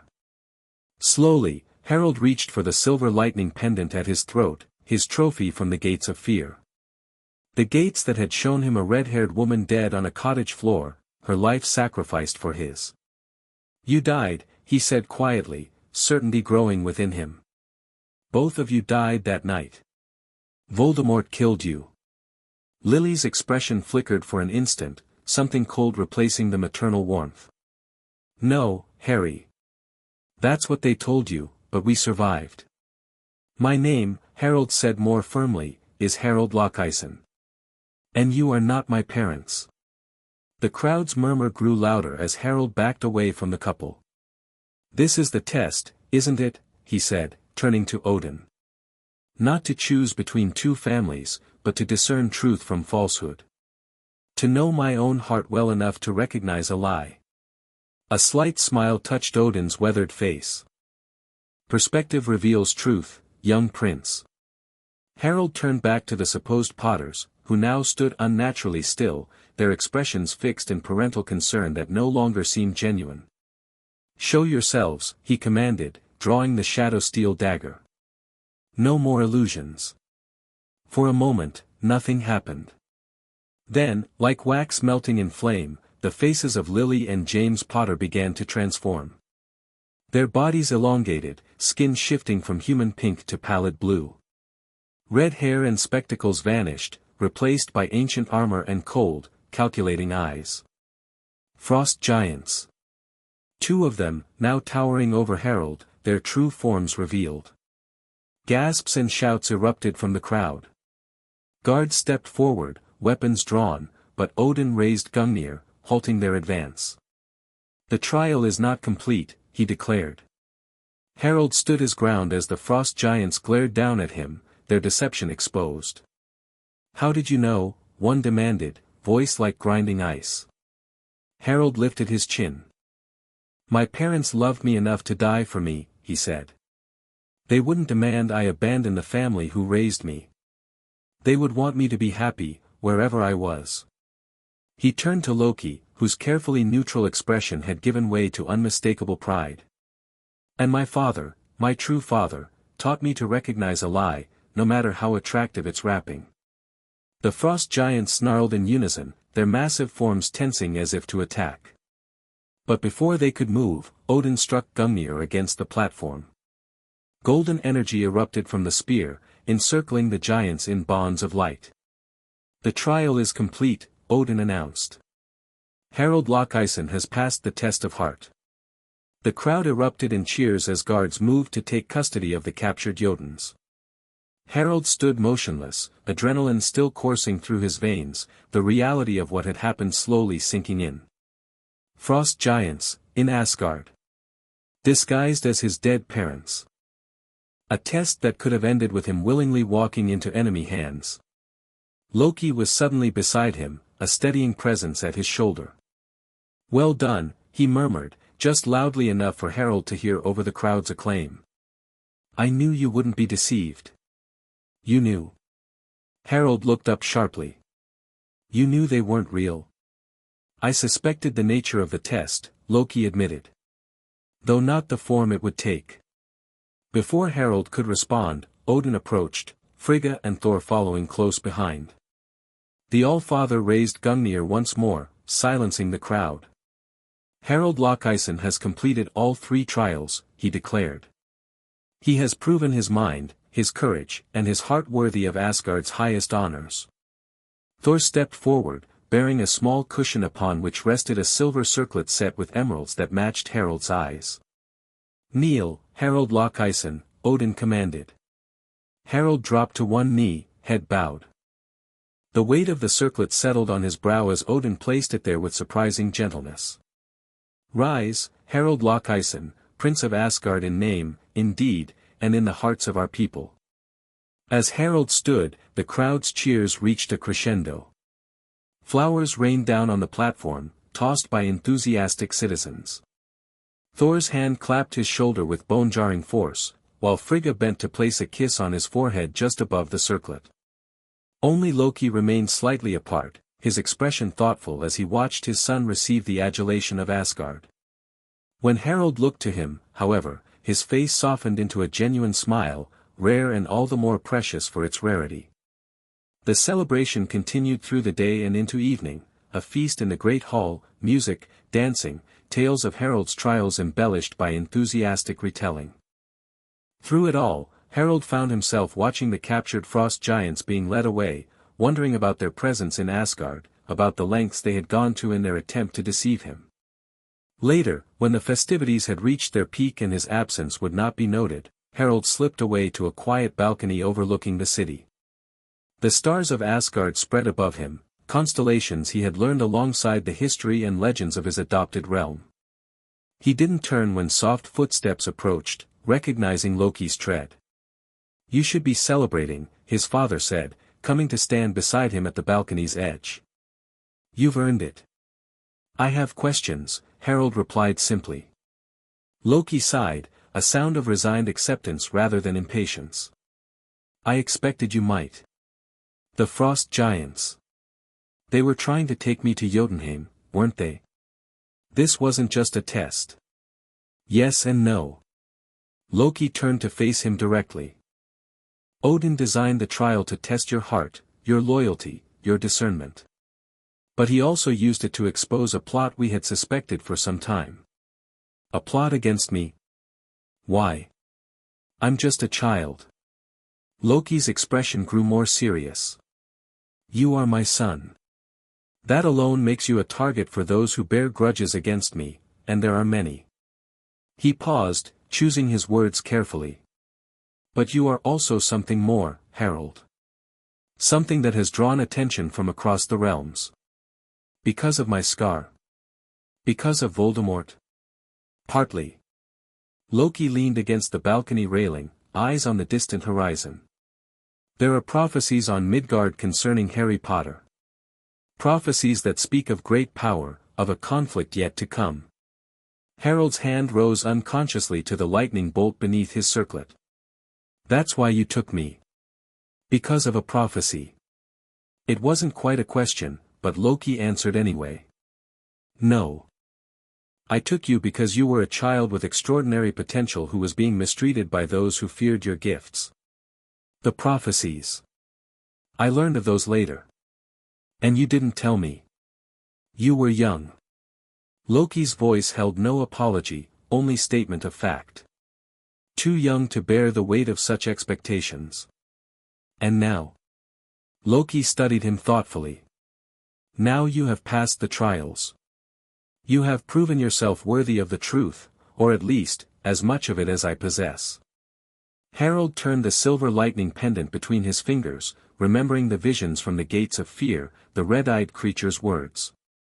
"Destiny cannot be escaped, child, only delayed." "Will they try again? The frost giants?" "Undoubtedly," Loki replied with grim certainty. "But they will find you better prepared next time." "Because I'll be training," Harald guessed. "Real training, not just lessons." "Precisely." Loki straightened.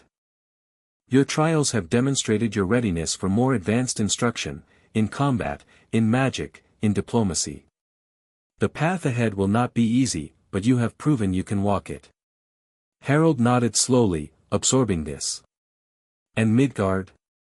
The wizards there, they still search for Harry Potter, don't they?" A flicker of something, concern, perhaps, or calculation, crossed Loki's face. Yes. They believe their savior was stolen, not rescued. Someday, they may find a way to reach you.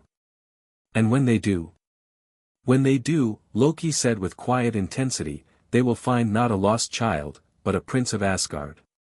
My son, in every way that matters. The certainty in his voice steadied Harold's racing thoughts. Whatever complications lay in his past, whatever prophesied future might await, one thing remained constant, the bond he shared with the god who had claimed him as son. Come, Loki said, placing a hand on Harold's shoulder. Your absence has been noticed. Thor is threatening to search the entire palace, and we both know how disruptive that would be. Harold smiled, allowing himself to be guided back toward the celebration.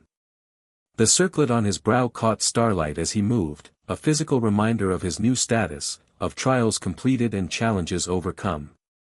Yet as they rejoined the festivities, Harold couldn't help but feel that his true trials were only beginning, that somewhere, in a realm he barely remembered, forces were gathering that would someday call Harry Potter home. But when that day came, Harold Lockison would be ready. Not as the frightened child of Privet Drive, nor as the bewildered toddler Loki had first brought to Asgard, but as a prince trained in magic and mischief, heir to two worlds and son of the god of lies. Whatever destiny awaited, he would face it on his own terms. In a castle hidden from mortal eyes, an ancient wizard stood before a wall covered in maps and magical tracking devices. 5 years of searching had yielded little, occasional flares of magical energy that might be Harry Potter, brief sensations of connection through monitoring spells tied to the boy's magical signature. But nothing concrete. Nothing actionable. The boy who lived remained beyond reach. Albus, a severe-looking witch entered the room, carrying a parchment sealed with wax. Another report from our contact in the Department of Mysteries. Dumbledore took the parchment, breaking the seal with a flick of his wand. His eyes scanned the contents quickly, then returned to study certain passages more carefully. Interesting, he murmured. What is it? Minerva McGonagall asked, unable to contain her curiosity. The unspeakables have detected a convergence of energies, Dumbledore replied, still studying the parchment. The barriers between realms are thinning in certain locations. They believe it may be possible, within a few years, to establish temporary connections to other places. Other places? McGonagall repeated. You don't mean Asgard, Dumbledore confirmed, looking up at last. Among others. McGonagall's breath caught. You still believe that's where he is? After all this time? I do.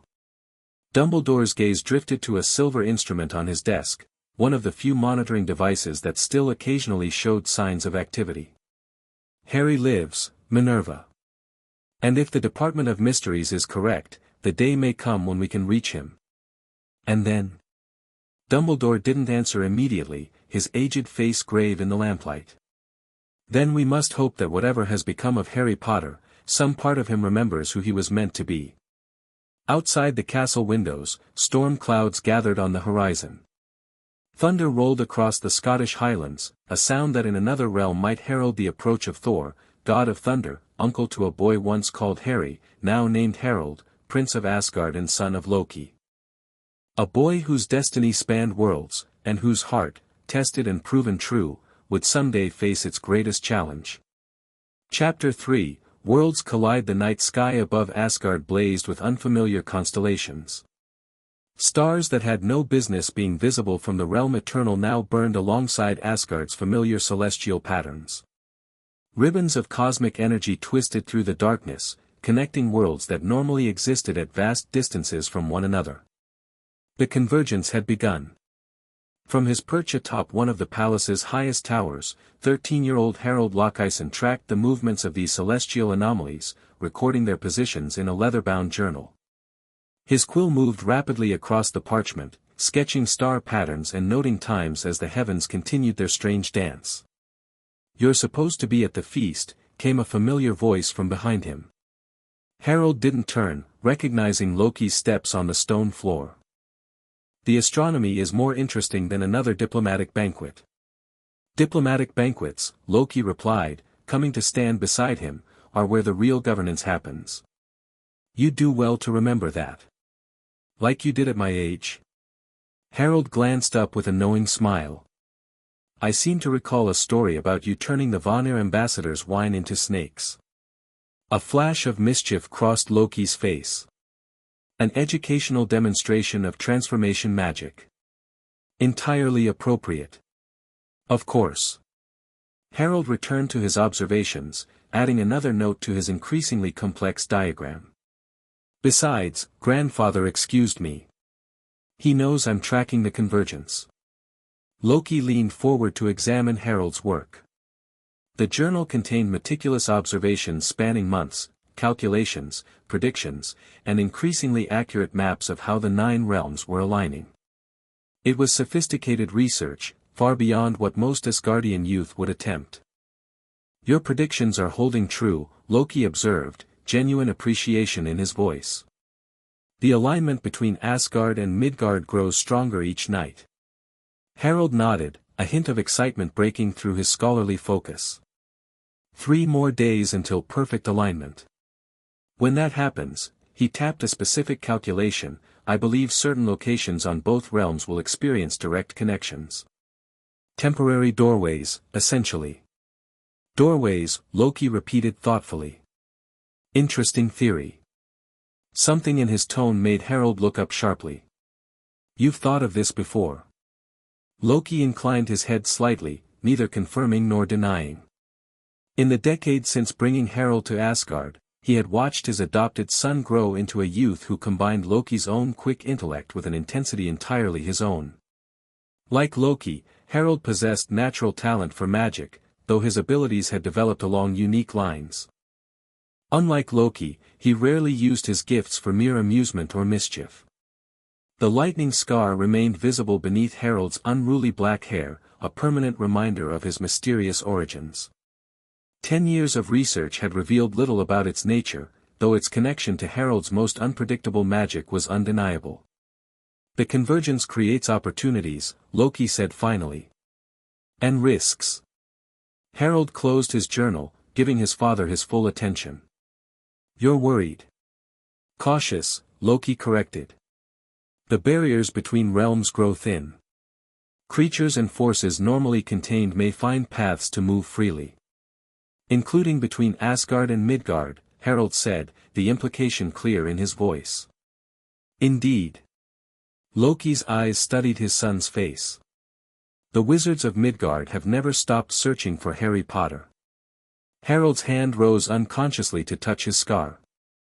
Though he had lived as Harold Lochisen far longer than he had been Harry Potter, the connection to his birth world remained a complicated thread in the tapestry of his identity.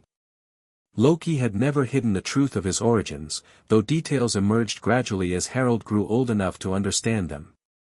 Do you think they'll find a way through during the convergence? Harold asked. It's possible, Loki admitted. Their magic differs from Asgard's seer, but they are resourceful. If they've detected the convergence's effects. He left the thought unfinished. Harold turned back to the night sky, where another ripple of energy illuminated the cosmic pathways forming between worlds. I've sometimes wondered what became of them, the wizarding world that mourns Harry Potter. Natural curiosity, Loki said carefully. Though I hope it doesn't lead to natural foolishness. Harold smiled ruefully. You mean like trying to use the convergence to visit Earth? The thought had occurred to me that you might consider such an expedition. Would that be so terrible? Harold asked, his voice deliberately casual. Just to see. I am 13 now, hardly a child. Loki's expression grew serious. 13 is still young by Asgardian standards. And Midgard's wizards would not simply allow you to visit and return. You are significant to them. The boy who lived, Harold quoted the title he had learned years ago. The only one to survive the killing curse. A prophesied savior, Loki added more pointedly. Destined to confront the dark wizard who marked you. Harold's fingers traced the lightning scar. Voldemort. But he's gone, isn't he? You said his body was destroyed. So the reports claimed, Loki acknowledged. But darkness has ways of lingering. They stood in silence for a moment, watching the cosmic display above. Finally, Harold spoke again. If doorways do open between Asgard and Midgard during the convergence, shouldn't we be prepared? Wouldn't it be valuable to know exactly where they might appear? Loki narrowed his eyes suspiciously.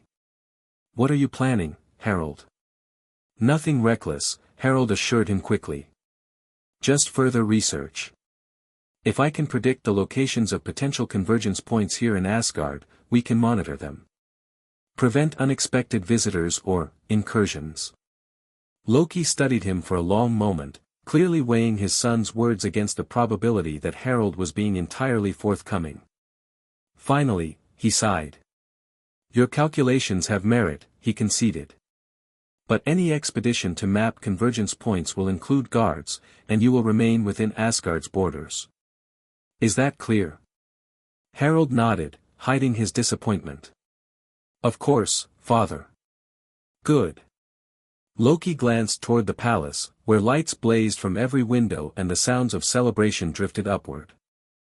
Now, I believe your presence is required, however briefly, at the feast.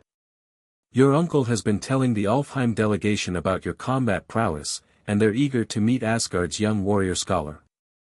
Harold gathered his astronomical instruments with careful precision.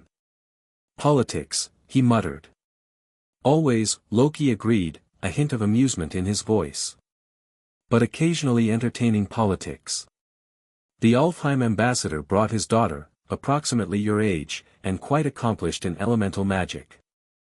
Harold felt heat rise to his cheeks. I'm not interested in that sort of thing. Of course not, Loki replied smoothly. Purely scholarly interest in magical exchange, I'm sure. As they descended the tower stairs, Harold cast one last look at the transformed sky. Somewhere beyond those cosmic pathways lay Earth, and the world of magic he had left behind before he was old enough to know it. A world that still remembered him as someone else. Harry Potter might be merely a name from his past, but as the barriers between realms thinned, Harold couldn't shake the feeling that the two halves of his identity were drawing inexorably toward collision. 3 days later, Harold led a small expedition through Asgard's western forests. According to his calculations, this remote location would experience one of the strongest convergence effects when the alignment reached its peak at midday. Thor had insisted on joining what he called the adventure, bringing along Sif and Fandral for additional security. Loki accompanied them as well, ostensibly to supervise Harold's research but clearly harboring his own curiosity about the convergence's effects. Are you certain about this location? Thor asked, looking around the unremarkable clearing with obvious disappointment. I expected something more dramatic. Convergence points aren't visually distinctive until the event begins, Harold explained patiently, consulting his journal. But the mathematical patterns are clear. This spot aligns precisely with a location on Midgard where magical energy concentrates naturally. And where exactly is this Midgard location? Loki asked casually, too casually. Harold pretended to check his notes, avoiding his father's penetrating gaze. A stone formation in a place called Wiltshire, he said, revealing only part of the truth. He had discovered through careful research in Asgard's libraries that Wiltshire contained one of Britain's oldest wizarding estates. If his calculations were correct, the convergence point would connect directly to Malfoy Manor, a potentially valuable source of information about the current state of the wizarding world. Of course, he had no intention of actually crossing over. This was purely observational research. Mostly.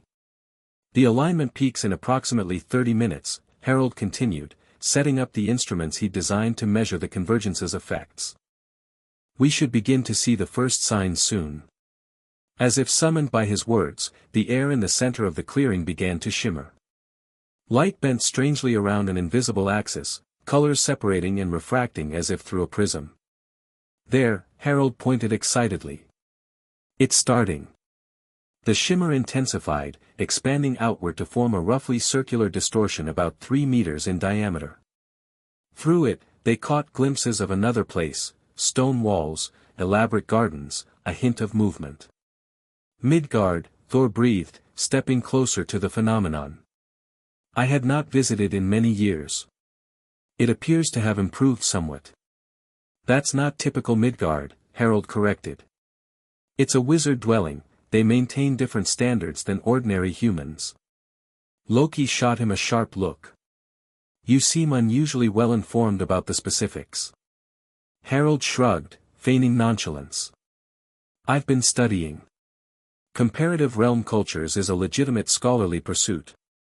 Indeed, Loki replied dryly. How convenient that your legitimate scholarly pursuit happens to connect us directly to Midgard's magical community. Before Harold could defend himself, a figure appeared on the other side of the distortion, a boy approximately Harold's age with white blonde hair and pointed features. He seemed to be exploring the grounds alone, clearly unaware of the phenomenon developing mere feet away from him. A young Midgardian, Fandral observed. He appears quite harmless. Appearances can be deceiving, Sif replied, her hand moving to her weapon. Especially when magic is involved. The distortion rippled, growing suddenly more transparent. The blond boy stopped abruptly, finally noticing the strange effect in the air before him. His eyes widened as he caught sight of the Asgardians on the other side. For a moment, nobody moved.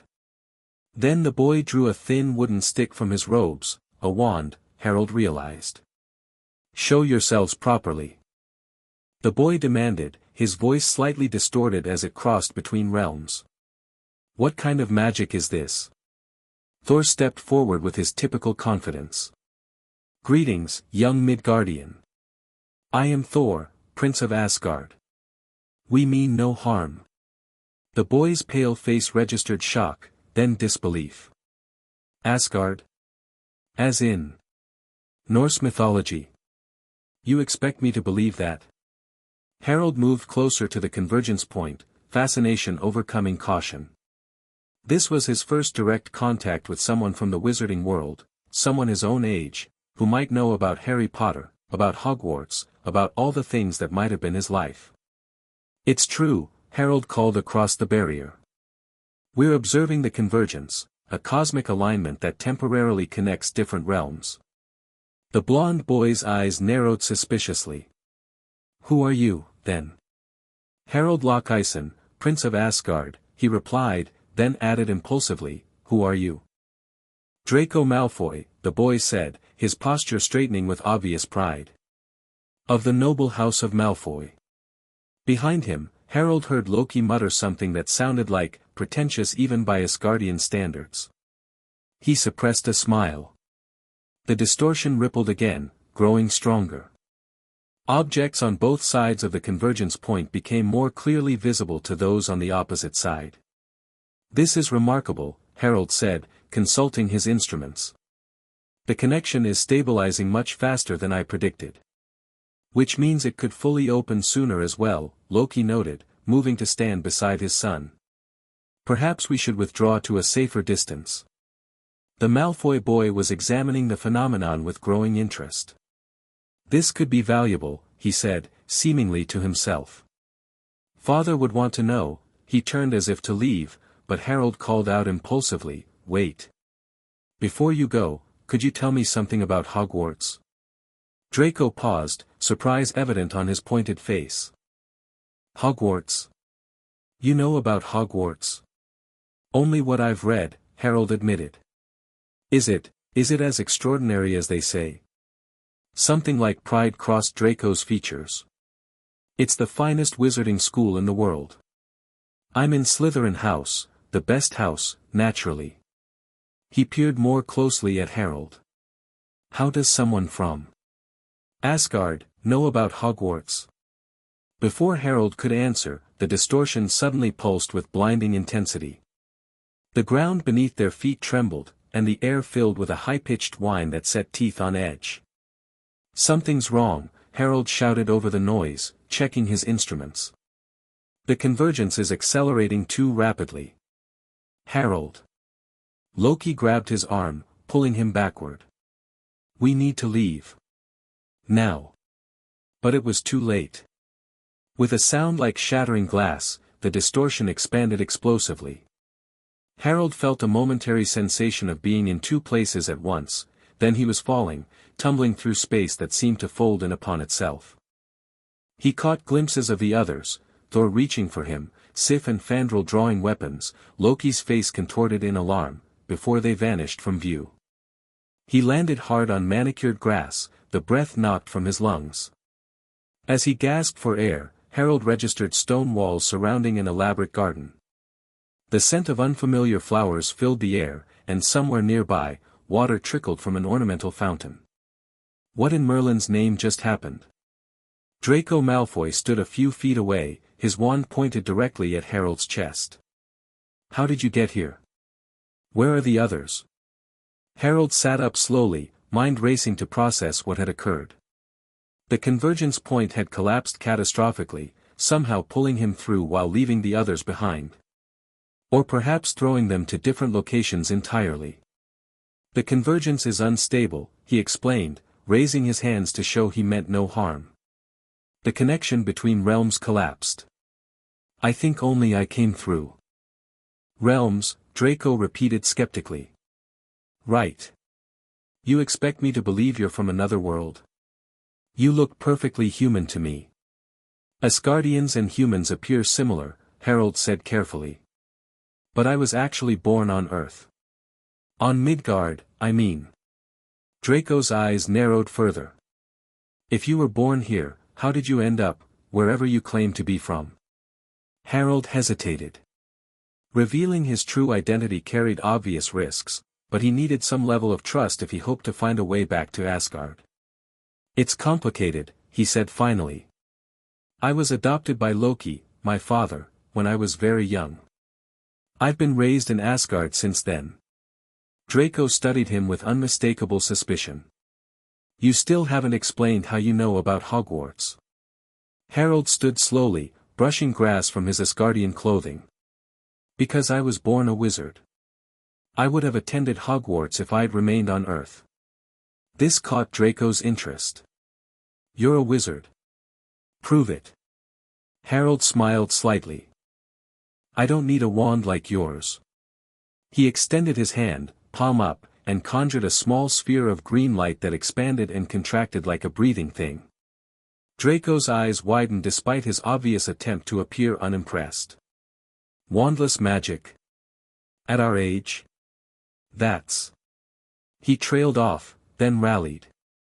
Well, it's not that uncommon in certain families.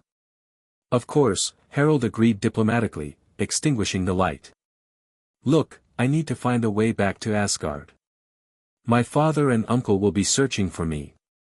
Draco seemed about to respond when a sharp voice called from the direction of the manor house. Draco. Who are you speaking with? A tall man with the same white blonde hair appeared around a hedge, his cold gray eyes fixing immediately on Harold. Unlike his son, he immediately registered Harold's foreign clothing and distinctive appearance.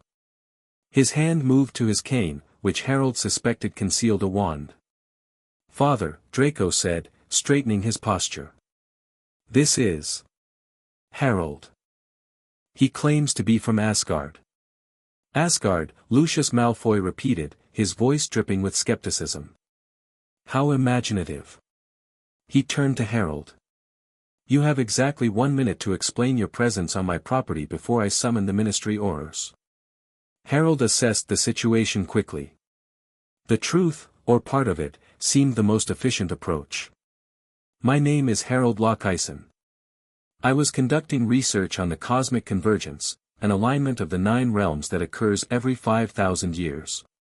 A connection formed between Asgard and this location, but it collapsed unexpectedly. I was pulled through while my companions remained behind. Lucius's expression remained coldly dubious, but something flickered in his eyes, recognition, perhaps, of the convergence as a genuine magical phenomenon. You expect me to believe a child was conducting interdimensional research? I'm a prince of Asgard, Harold replied with as much dignity as he could muster. Magical research is part of my education. He did magic without a wand, father, Draco interjected. And he appeared out of nowhere. I saw it happen. Lucius's gaze sharpened. Wandless magic. Show me. Harold complied, this time creating an illusion of a small snake that slithered through the air between them.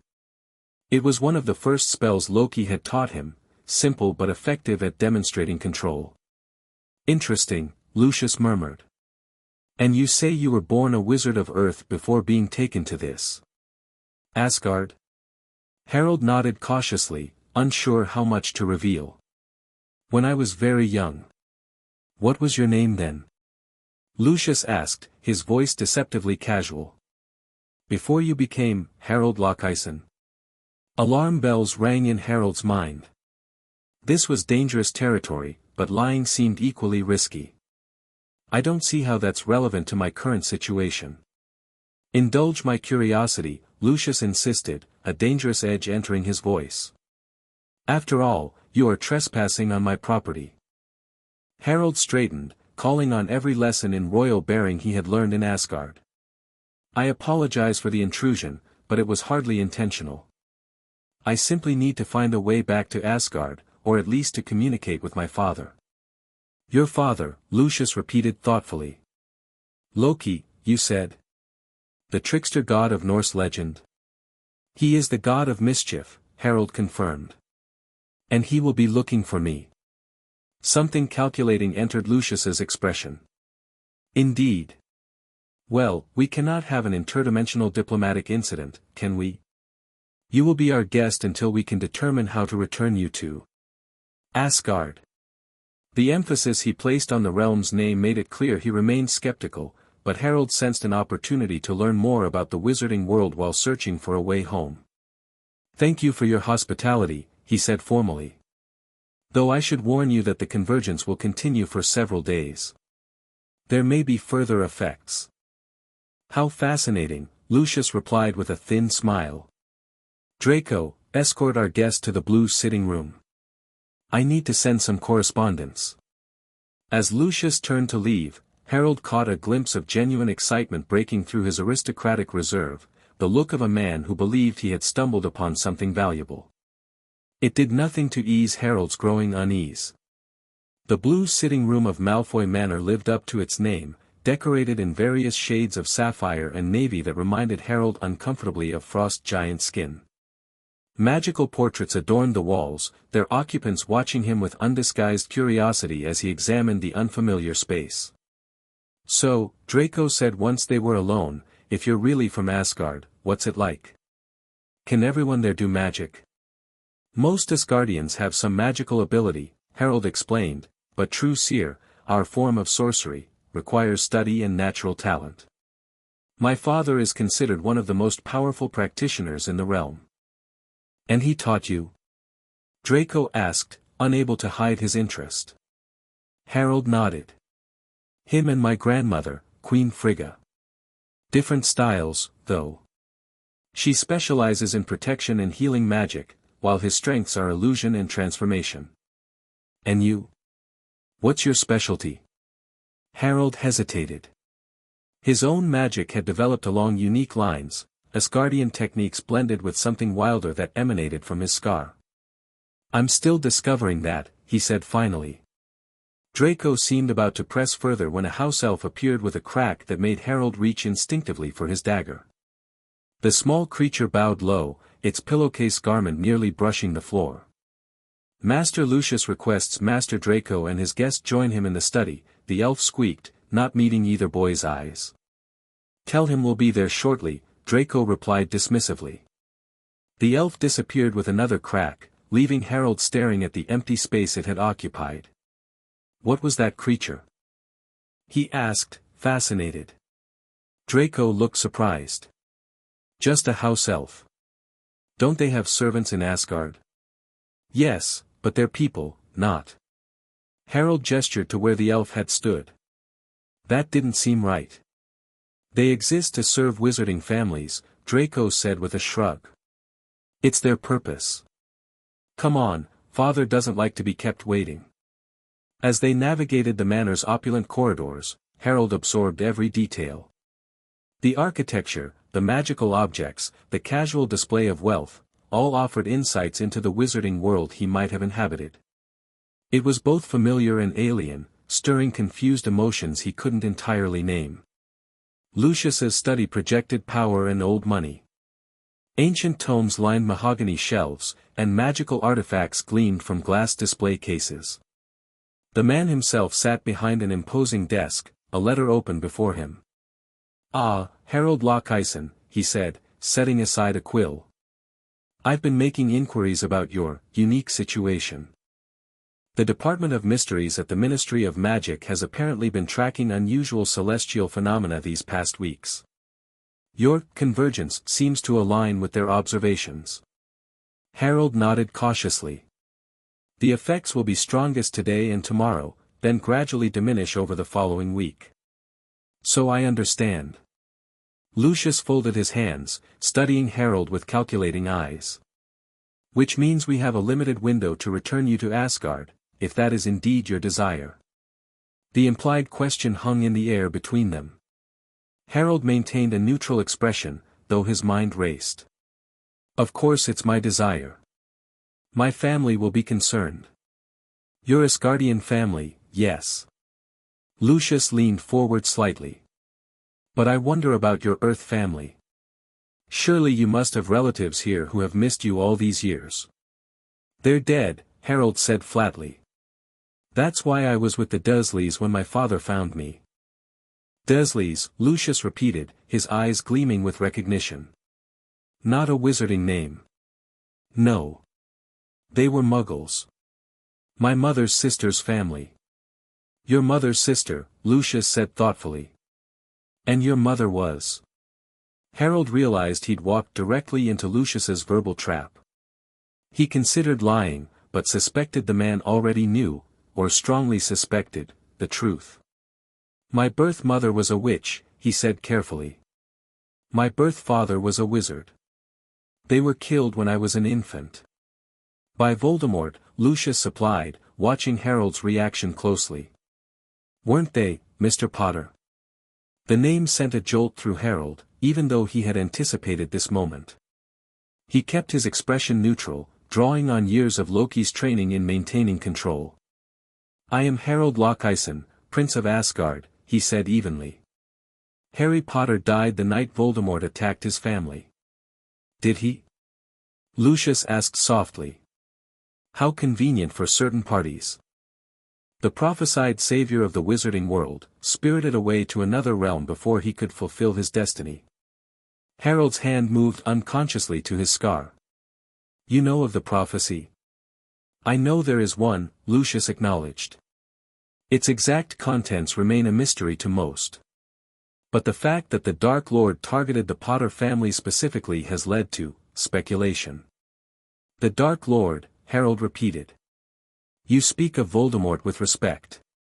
A flash of something, caution, perhaps, crossed Lucius's aristocratic features. "I speak of powerful magic with appropriate gravity. Surely your Asgardian education has taught you that much." Before Harold could respond, a quiet knock preceded the entrance of a slender woman with the same pale beauty as Lucius and Draco. "You wish to see me, husband?" Narcissa Malfoy asked, her eyes immediately finding Harold with unmistakable curiosity. "Yes, my dear. We have a most unusual guest." Lucius gestured toward Harold. "May I present Harold Lockison, or as he was once known, Harry Potter." Narcissa's composed expression faltered for just an instant. "Harry Potter?" "But he disappeared, 10 years ago," Lucius confirmed. "Taken to Asgard, apparently, and raised as the son of Loki." Narcissa studied Harold with new intensity, her gaze lingering on his scar. "The resemblance to James Potter is there," she observed. "But the eyes—" "Lilies," Lucius finished. "Yes, I noticed as well." Harold fought the urge to touch his scar again. The casual dissection of his appearance, the clinical identification of which features came from which dead parent, it made him feel like a specimen on display. "I understand this must be disorienting for you," Narcissa said, her voice gentler than her husband's. To return so unexpectedly to a world you left as a child. I didn't leave, Harold corrected. I was rescued. The Dursleys kept me in a cupboard under their stairs. They punished me for accidental magic. My father, Loki, found me there and took me somewhere I would be valued, not feared. A flicker of genuine emotion crossed Narcissa's face. Whatever her family's politics, the mistreatment of a magical child clearly disturbed her. Muggles, Lucius said with evident disgust. Dumbledore's judgment in placing you with them seems increasingly questionable. Dumbledore, Harold repeated the familiar name. The headmaster of Hogwarts? And much more, Lucius replied cryptically. He has taken a particular interest in your disappearance over the years. I imagine he would be very interested to meet with you. Warning signals flashed in Harold's mind. He needed to tread carefully. My priority is returning to Asgard. My father and uncle will be searching the realms for me. Of course, Lucius agreed smoothly. And we shall assist you. But while you are here, perhaps you might satisfy some curiosity about the life you've led. Draco begins his third year at Hogwarts in September, the same year you would be entering, had circumstances been different. Father, Draco interjected suddenly. The ministry team you contacted, when will they arrive? Lucius frowned slightly at the interruption. Tomorrow morning. The Department of Mysteries requires time to assemble the appropriate personnel. That seems excessive, Harold noted, suspicion growing. The convergence point formed naturally. Logically, it should re-establish itself as the cosmic alignment peaks again tomorrow. Perhaps, Lucius acknowledged. But interdimensional travel is not a field where assumptions should replace expertise, wouldn't you agree? In the meantime, you will be our honored guest. The words were polite, but Harold heard the undercurrent clearly. He was not being given a choice in the matter. For now, at least, he was effectively a prisoner in Malfoy Manor. That night, alone in a luxurious guest room that nonetheless felt like a cell, Harold paced restlessly. His Asgardian clothing had been taken for cleaning, replaced with robes that Draco claimed were proper wizard attire. His weapons and instruments had been secured for safekeeping, confiscated, in other words. The situation was deteriorating rapidly. Lucius Malfoy clearly viewed him as a valuable asset. Harry Potter, the boy who lived, returned to the wizarding world just as he reached school age. The political and social capital such a recovery might generate was obvious, especially if Malfoy could position himself as Harold's guide to wizarding society. What was less clear was Malfoy's true allegiance. His careful avoidance of condemning Voldemort outright suggested sympathies that didn't align with the light-side politics Harold had gleaned from historical accounts in Asgard's libraries. If Malfoy had supported Voldemort during the Wizarding War. Harold shook his head, forcing himself to focus on immediate problems. He needed to recover his possessions, find the original convergence point, and be there when the alignment peaked again tomorrow. Without his instruments, he would have to rely on memory and magical sensitivity to locate the exact spot. A soft pop interrupted his thoughts.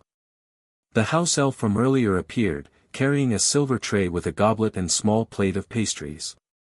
Mistress sends refreshments for the young master, the elf said, placing the tray on a side table without meeting Harold's eyes. Thank you, Harold replied automatically. When the elf looked up in surprise, he added, What's your name? Dobby, sir, the creature answered, seeming bewildered by the question. Dobby the house elf. Thank you, Dobby. Harold studied the small being with interest. Have you served the Malfoy family long? Dobby has served the noble house of Malfoy since Dobby was born, sir, the elf replied, twisting his pillowcase nervously. Harold considered the elf thoughtfully. Servants in Asgard were respected members of society, many took great pride in their roles within the palace. This creature's demeanor suggested a very different relationship with his masters. Dobby, Harold said carefully, do you know the gardens well? Specifically, where I appeared today? The elf's tennis ball eyes widened further. Dobby knows every inch of the grounds, sir. Dobby must tend the gardens when indoor work is complete. Could you show me that spot again? It's important for my research. Dobby wrung his hands anxiously. Master Lucius has ordered Dobby not to help the Potter boy leave the manor. Harold noted the specific phrasing. I don't want to leave the manor right now, he said truthfully. I just need to examine the convergence point to prepare for tomorrow's alignment. This technical truth seemed to ease the elf's internal conflict. Dobby could show young master through the window. Point to the correct location. That would be very helpful, Harold agreed. Thank you, Dobby. The elf scurried to the large bay window that overlooked the rear gardens. Harold followed, noting with approval that he had a clear view of the manicured grounds. Dobby pressed a long finger against the glass, pointing toward a specific area near an ornamental hedge. There, sir. That is where young master appeared from nowhere. The air was twisted, like looking through broken glass. Harold committed the location to memory. Perfect. Thank you, Dobby. The elf hesitated, then asked in a voice barely above a whisper, Is it true, sir? Is Harry Potter truly from another world now? I live in Asgard, Harold confirmed. It's one of the 9 realms connected to Earth, to Midgard. Dobby's eyes grew impossibly wider. Harry Potter has grown powerful in this other world. Powerful enough to do magic without a wand. I've been trained differently, Harold explained, wondering at the elf's intense interest. Asgardian seer doesn't require wands like wizard magic does. The elf seemed about to say more when his ears suddenly perked up, swiveling like radar dishes. Someone comes, he whispered urgently. Dobby must go. With a soft pop, the elf vanished, leaving Harold alone by the window. Moments later, a quiet knock preceded Draco's entrance without waiting for permission, a subtle reminder of who controlled the manor. Still awake, the blond boy asked, affecting casual interest as he glanced around the room. I thought you might want company. It must be strange, being back after so long. Harold turned from the window, assessing Draco's purpose. Was this a friendly overture or reconnaissance for Lucius? It is strange, he admitted, deciding a measure of honesty might yield useful information. Everything is familiar yet foreign at the same time. I can't imagine growing up somewhere else, with different magic, Draco said, settling uninvited into an armchair. Is it true you don't use wands in Asgard? Father says that's impossible for complex spell work. We channel seer differently, Harold explained, taking the opposite chair. It's more about direct manipulation of energies rather than focusing them through an external instrument. Draco leaned forward, genuine curiosity breaking through his practiced nonchalance. Show me something. Something impressive. Harold considered for a moment, then decided a demonstration might actually serve his purposes. He extended his hands, summoning the illusion magic Loki had drilled into him from childhood. Between his palms, the air shimmered. Slowly, a perfect miniature of Asgard's palace took form, golden spires rising from crystalline foundations, tiny figures moving across rainbow bridges, even minuscule birds circling the highest towers. By Merlin, Draco breathed, all pretense of disinterest abandoned. I've never seen anything like it. Not even the professors at Hogwarts could create something so detailed. Harold allowed himself a small smile. The illusion had taken years to perfect, it was one of Loki's favorite training exercises, demanding both precision and endurance. It's not just visual, he explained, expanding the illusion to fill the space between them. Listen. From the miniature Asgard came sounds, distant horns, the clash of practice swords in training yards, the murmur of court proceedings in the great hall. Scents followed, exotic flowers from Frigga's gardens, the metallic tang of the forges, the sweetness of festival wines. It's a complete sensory illusion, Harold explained as Draco stared in open amazement. Father says the true test of illusion magic isn't just making people see what isn't there, but making them experience it fully. Your father, Draco repeated. Loki. He's really a god? Harold considered how to explain Asgardian cosmology to someone raised with Earth perspectives. Asgardians live for thousands of years. They possess strength, endurance, and magical potential far beyond humans. Ancient Midgardians called them gods, and the Asgardians didn't correct that impression. But you're human, Draco observed. Originally, at least. Yes, Harold acknowledged, letting the illusion fade. Though living in Asgard, consuming their food, absorbing their magic, it changes one's constitution over time. Draco studied him with new intensity. Is that why you want to go back? Because you're becoming like them? The question caught Harold off guard with its perceptiveness. I want to return because it's my home, he said simply. My family is there. But you have family here too, Draco countered. Not the Dursleys, they sound dreadful. But the wizarding world. You're Harry Potter. Do you have any idea what that means? I know the history, Harold said carefully. I know about Voldemort, about what happened to my birth parents. Draco flinched slightly at the casual use of the Dark Lord's name. It's not just history. It's current events. There are expectations. The prophecy, Harold guessed. Draco nodded, looking almost relieved that Harold understood. Father doesn't tell me everything, but I know your disappearance caused chaos in certain circles. Some believed you were dead. Others thought Dumbledore had hidden you for special training. No one imagined. He gestured vaguely upward, Asgard. And now that I've returned, unexpectedly. It changes things, Draco said simply. For everyone. The conversation was venturing into dangerous territory. Harold steered it toward more immediate concerns. Your father mentioned ministry researchers coming tomorrow. What exactly does the Department of Mysteries do? No one really knows, Draco replied. That's why they're called unspeakables. They study the most dangerous and powerful magic, time, death, prophecies, and apparently, other realms. Do you think they'll help me return to Asgard? Draco hesitated, conflict evident in his pointed features. I think, they'll want to study you first. Someone who's lived in another realm, who practices different magic, you're exactly the sort of thing they're obsessed with. I'm not a thing to be studied, Harold said quietly, a thread of steel entering his voice. Draco had the grace to look uncomfortable. No, of course not. I just meant, I know what you meant, Harold interrupted. And I appreciate the honesty. An awkward silence fell between them. Finally, Draco stood. I should go. Father doesn't know I came to talk to you. Harold raised an eyebrow. Disobeying direct orders. How very un-Slytherin of you. A reluctant smile tugged at Draco's mouth. Maybe I'm gathering intelligence for my own purposes. Of course, Harold agreed solemnly. Very cunning. As Draco reached the door, he paused.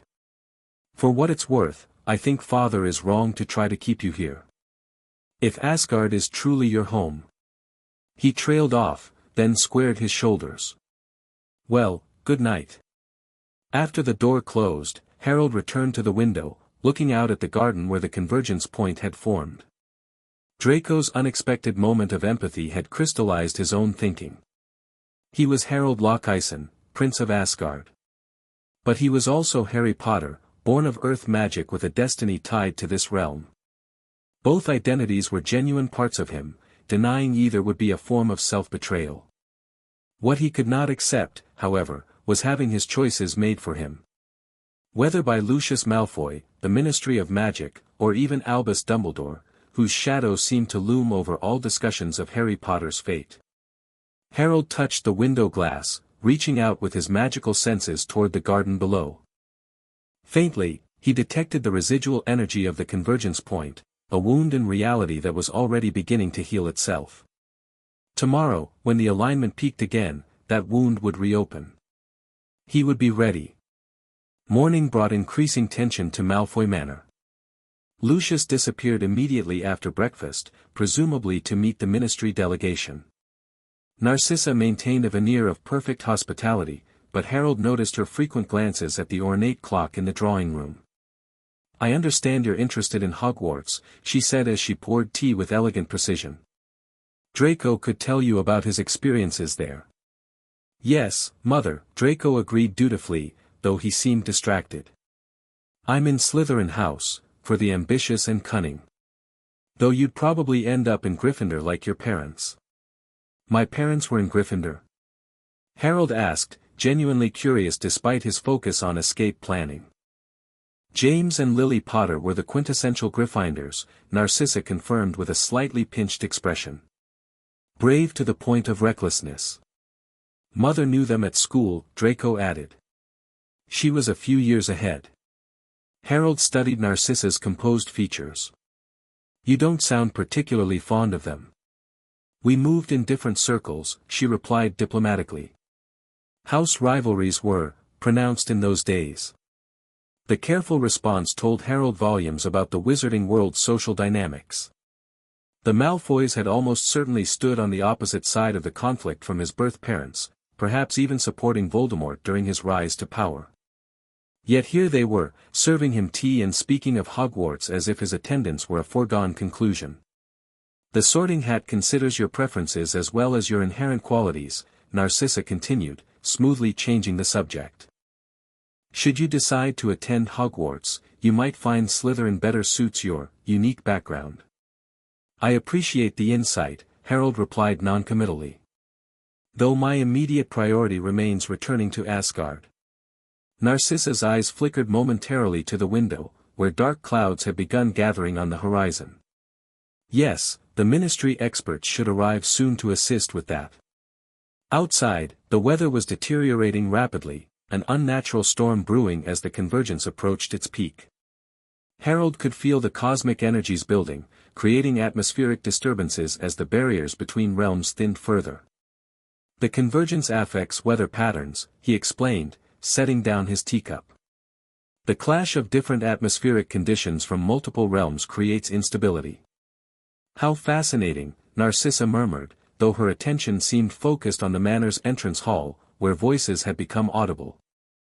"Ah, it seems Lucius has returned with our guests." Moments later, Lucius swept into the room, followed by three figures in distinctive robes. The lead wizard, a severe-looking man with close-cropped gray hair, surveyed the room with clinical interest that sharpened when his gaze landed on Harold. "Mrs. Malfoy, young Mr. Malfoy," he acknowledged with a curt nod before turning to Harold. "And this must be our interdimensional traveler." "Unspeakable Croaker, may I present Harold Lockison," Lucius said formally. "Though you may know of him by his birth name, Harry Potter." Croaker's professional detachment slipped momentarily, genuine shock registering in his weathered features. "Potter? You're certain?" "The scar is rather distinctive," Lucius replied dryly. Harold stood, refusing to be discussed as if he weren't present. "I understand you're here to study the convergence effects," he said. "I'd be happy to share my research on the phenomenon."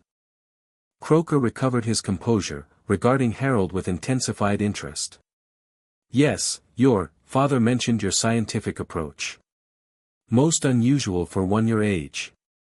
Asgardian education differs from Earth standards," Harold explained. "I've been studying the convergence for nearly a year in preparation for the alignment." "Indeed." Croaker gestured to his colleagues, who began unpacking complex instruments from enchanted cases. "We've brought equipment to measure the magical disturbances. According to our calculations, the peak alignment will occur within the next 3 hours." "That matches my own findings," Harold agreed. "The original convergence point formed in the garden. With your permission, I'd like to retrieve my instruments from wherever they've been stored. They're calibrated specifically for interdimensional energy patterns." Lucius and Croaker exchanged a glance that Harold didn't miss. "I'm afraid that won't be possible just yet," Lucius said smoothly. "Your equipment contains elements unknown to our researchers.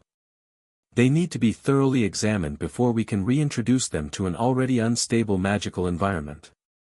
Translation: they had no intention of returning his possessions until they'd studied them, and him, to their satisfaction. Then perhaps I could at least observe your work, Harold suggested, maintaining a facade of scholarly interest. The comparative methodologies would be educationally valuable. Of course, Croker agreed after another glance at Lucius. Education is, after all, a primary function of the department. As they moved toward the gardens, Harold caught Draco watching him with an unreadable expression.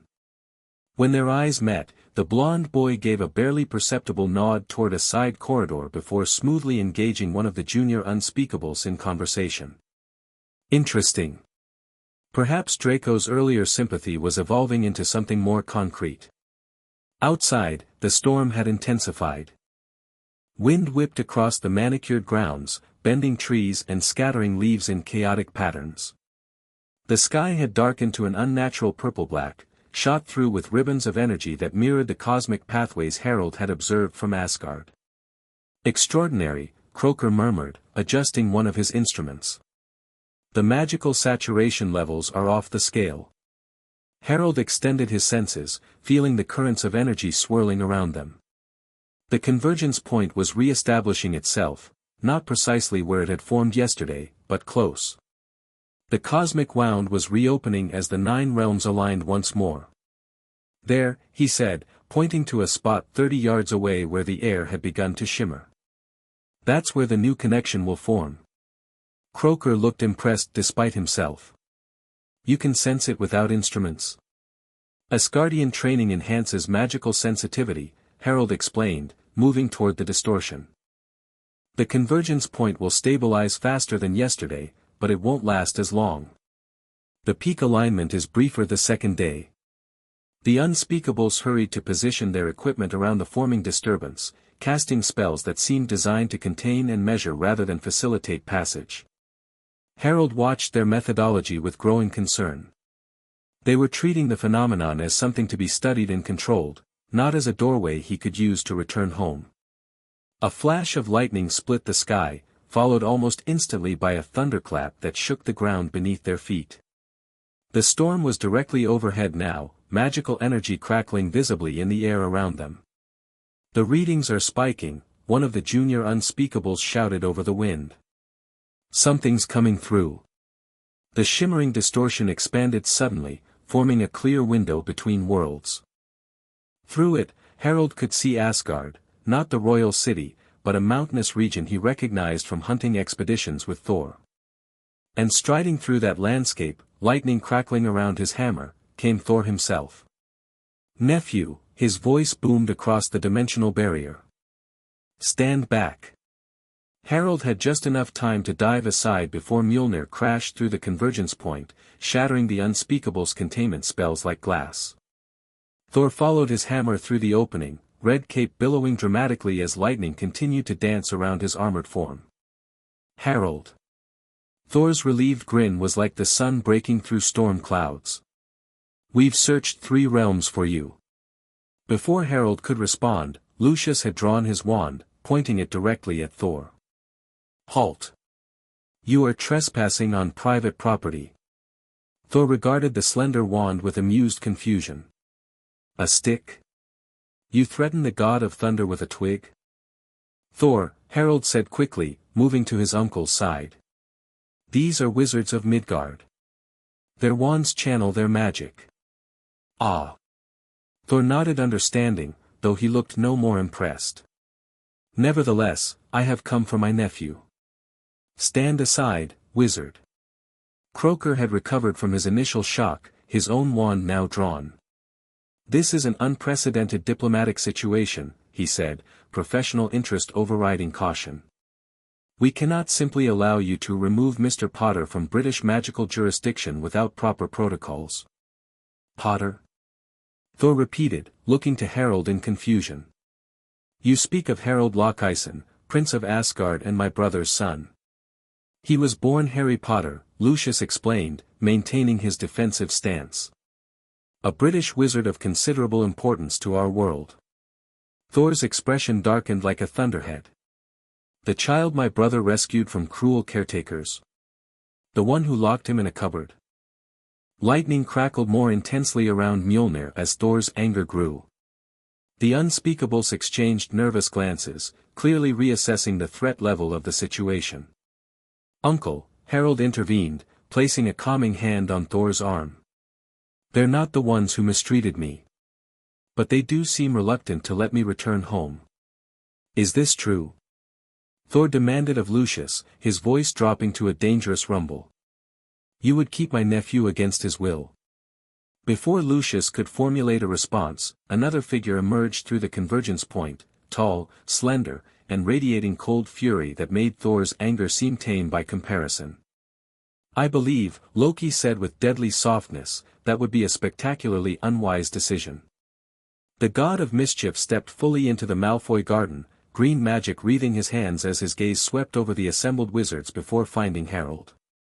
"Are you injured?" he asked, his voice controlled but tight with concern. "I'm fine, father," Harold assured him quickly. "Just, delayed." Loki nodded once, relief flickering briefly across his features before his attention returned to the wizards. "I understand you've been hosting my son. How hospitable of you." The sarcasm dripping from each word made Lucius's already pale complexion whiten further. Even Croaker seemed to recognize the danger, lowering his wand slightly. "We meant no offense," the unspeakable said carefully. The young man appeared unexpectedly through a dimensional anomaly. "We were simply investigating," Loki interrupted, "or exploiting. I find the distinction relevant to how this encounter proceeds." The threat was unmistakable. Thor shifted his grip on Mjolnir, clearly ready to support whatever action his brother deemed necessary. The storm above intensified, responding to the thunder god's emotions. Lucius, to his credit, maintained his composure despite the precariousness of his position. "Perhaps we have approached this situation too bureaucratically," he conceded. "Our interest stems from the young man's unique status in our world. Surely you can appreciate the significance of Harry Potter's return, however temporary." "Harold," Loki corrected coldly. "His name is Harold Lockheisen. And while I understand Midgard's interest in the child Voldemort failed to kill, that does not grant you authority over my son." The casual mention of Voldemort sent a visible shudder through the wizards. Harold, watching the confrontation unfold, realized they were genuinely afraid, not just of Thor's physical power, but of Loki's evident knowledge of their world and its darkest secrets. "Father," he said quietly, moving to Loki's side. "I've learned things here. About the wizarding world. About what might have been my place in it." Loki's eyes softened slightly as they met Harold's. "And has that knowledge changed your desires?" The question cut to the heart of everything. Harold was acutely aware of everyone watching, Thor, the Malfoys, the ministry officials, all waiting for his answer with their own hopes and agendas. "It's made things clearer," he said finally. "I am Harold Lockheisen, Prince of Asgard. But I'm also Harry Potter, born of earth magic. Both are part of me. I won't reject either." Loki studied him for a long moment, something like pride mingling with concern in his expression. A wise perspective, if potentially complicated to maintain. "The boy belongs in our world," Croaker interjected. "His magical heritage, his prophesied role, the boy," Loki cut him off sharply, "makes his own choices. As does the young man he is becoming." A sudden crack announced Dobby's appearance at the edge of the gathering. The house elf held a bundle of Asgardian clothing and Harold's confiscated equipment. "Dobby brings the young master's possessions," the elf announced, his tennis ball eyes wide with excitement. Dobby heard Harry Potter might be leaving. Lucius's face contorted with rage. "You dare defy," whatever punishment he intended to threaten was cut short by Loki's subtle gesture. The wizard found himself abruptly silent, mouth moving but no sound emerging.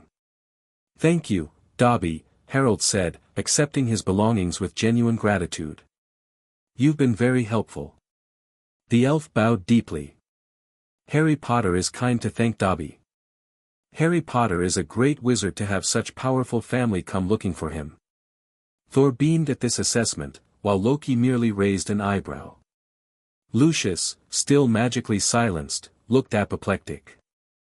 "I believe," Loki said, addressing the garden at large, "this concludes our business on Midgard. Unless—" He turned to Harold, "you wish to extend your stay?" Harold considered the question seriously. Part of him was curious about the wizarding world, about Hogwarts, about the people who had known his birth parents, even about the prophecy that seemed to hang over Harry Potter's existence. But another part recognized the manipulation that had already begun. Lucius Malfoy, the Ministry, even Dumbledore somewhere in the background, all had their own designs on Harry Potter's future. He would be a symbol, a weapon, a political pawn.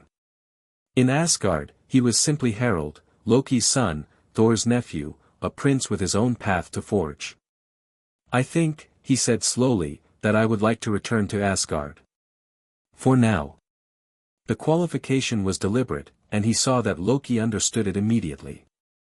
This wasn't a final rejection of his Midgardian heritage, merely a choice to return home and process what he had learned. "Very well," Loki agreed. With a casual gesture, he released Lucius from the silencing spell. "You may inform your ministry, and this Dumbledore, that Harold visited briefly and has returned to Asgard of his own free will." "This isn't the end of the matter," Lucius said, voice hoarse but defiant. "The wizarding world has laws regarding magical minors, and Asgard has laws regarding its princes," Thor interrupted, twirling Mjolnir meaningfully. "I suggest we respect each other's boundaries." The convergence point pulsed, energy patterns shifting as the cosmic alignment reached its absolute peak. "We should go now," Harold advised. "The connection won't hold much longer." Loki nodded, placing a hand on Harold's shoulder. To the assembled wizards, he added, "Should Harold wish to explore his Midgardian heritage further, we will arrange it properly, through diplomatic channels, with appropriate protections and guarantees." "The Department of Mysteries would welcome such an arrangement," Croker said quickly, shooting a warning glance at Lucius. "The exchange of magical knowledge would be invaluable." "Indeed," Loki agreed coolly. "Knowledge is always valuable. As is family." The grip on Harold's shoulder tightened slightly. "Remember that, should you consider interfering with mine again." Without waiting for a response, Loki guided Harold toward the convergence point. Thor followed, positioning himself between the Asgardians and the wizards until the last moment. As they approached the dimensional doorway, Harold glanced back at Draco, who stood slightly apart from the adults, his expression conflicted. "Perhaps we'll meet again," Harold called to him. "Under better circumstances." Draco straightened, aristocratic mask falling into place. "Perhaps. Slytherin could use someone with your unique perspective." Harold smiled at the implied invitation. "I'll keep that in mind." Then they were stepping through the convergence point, reality warping around them as they passed from Earth to Asgard. The last thing Harold saw before the connection closed was Draco's slight nod, acknowledgement between equals, despite the chaos of their brief acquaintance. Asgard welcomed them with golden sunlight and clear skies, a stark contrast to the magical storm they'd left behind. They had emerged in a mountain valley several hours' ride from the city, a remote location where Heimdall had detected Harold's magical signature vibrating across the realms.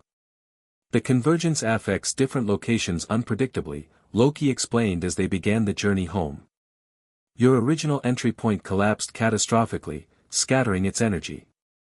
We've been tracking convergence effects across 3 realms trying to find you."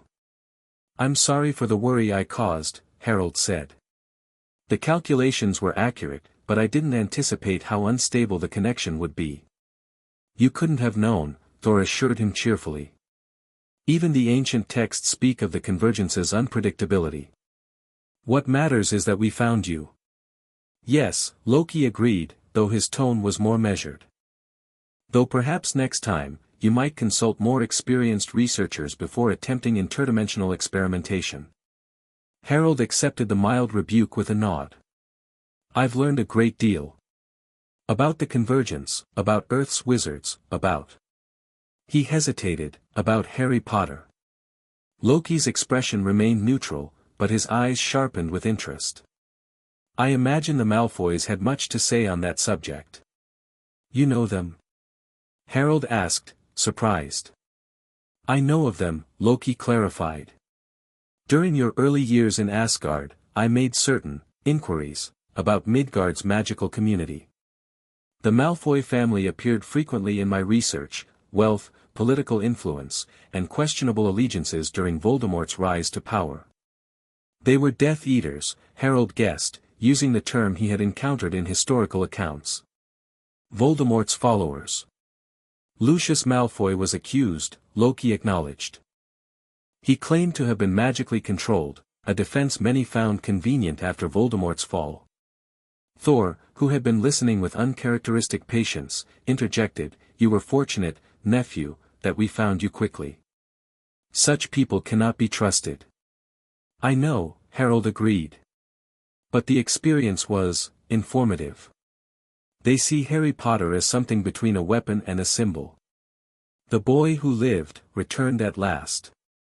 And how do you see Harry Potter? Loki asked carefully. Harold considered the question as they walked, the Asgardian mountains rising majestically around them. As part of me, he said finally. A part one need to understand better, but not the whole of who I am. Relief flickered across Loki's features, quickly masked. A mature perspective. But incomplete, Harold added. There's more to this story, about the prophecy, about Voldemort, about why he targeted my birth parents specifically. The Malfoys know pieces, but not everything. Few do, Loki agreed. Even my own research yielded more questions than answers. They walked in thoughtful silence for a time, the only sounds the crunch of boots on mountain paths and the distant call of Asgardian wildlife. Eventually, Thor spoke again. Will you wish to return? To learn this missing history? Harold looked to Loki, whose expression remained carefully neutral. I think I must, eventually, he admitted. Not because others expect it, but because I need to understand that part of myself fully. When you're ready, Loki said after a moment, we will find a way. One that ensures your safety and freedom of choice. The simple acceptance in his father's voice eased something in Harold's chest. He had half feared rejection, that acknowledging his connection to Earth would somehow diminish his bond with Loki. The convergence continues for several days, he noted. Though the strongest connections have passed, there will be further opportunities to study the effects. From a safe distance, Loki specified dryly. With appropriate supervision. Harold grinned. Of course, father. I wouldn't dream of further interdimensional adventures without consultation. Thor's booming laugh echoed off the mountainsides. He sounds exactly like you at that age, brother. Making promises with carefully constructed loopholes. I have no idea what you mean, Loki replied with dignity, though his eyes danced with mischief. I was a model of propriety and restraint. Ha! Thor clapped Loki on the shoulder hard enough to stagger a lesser being.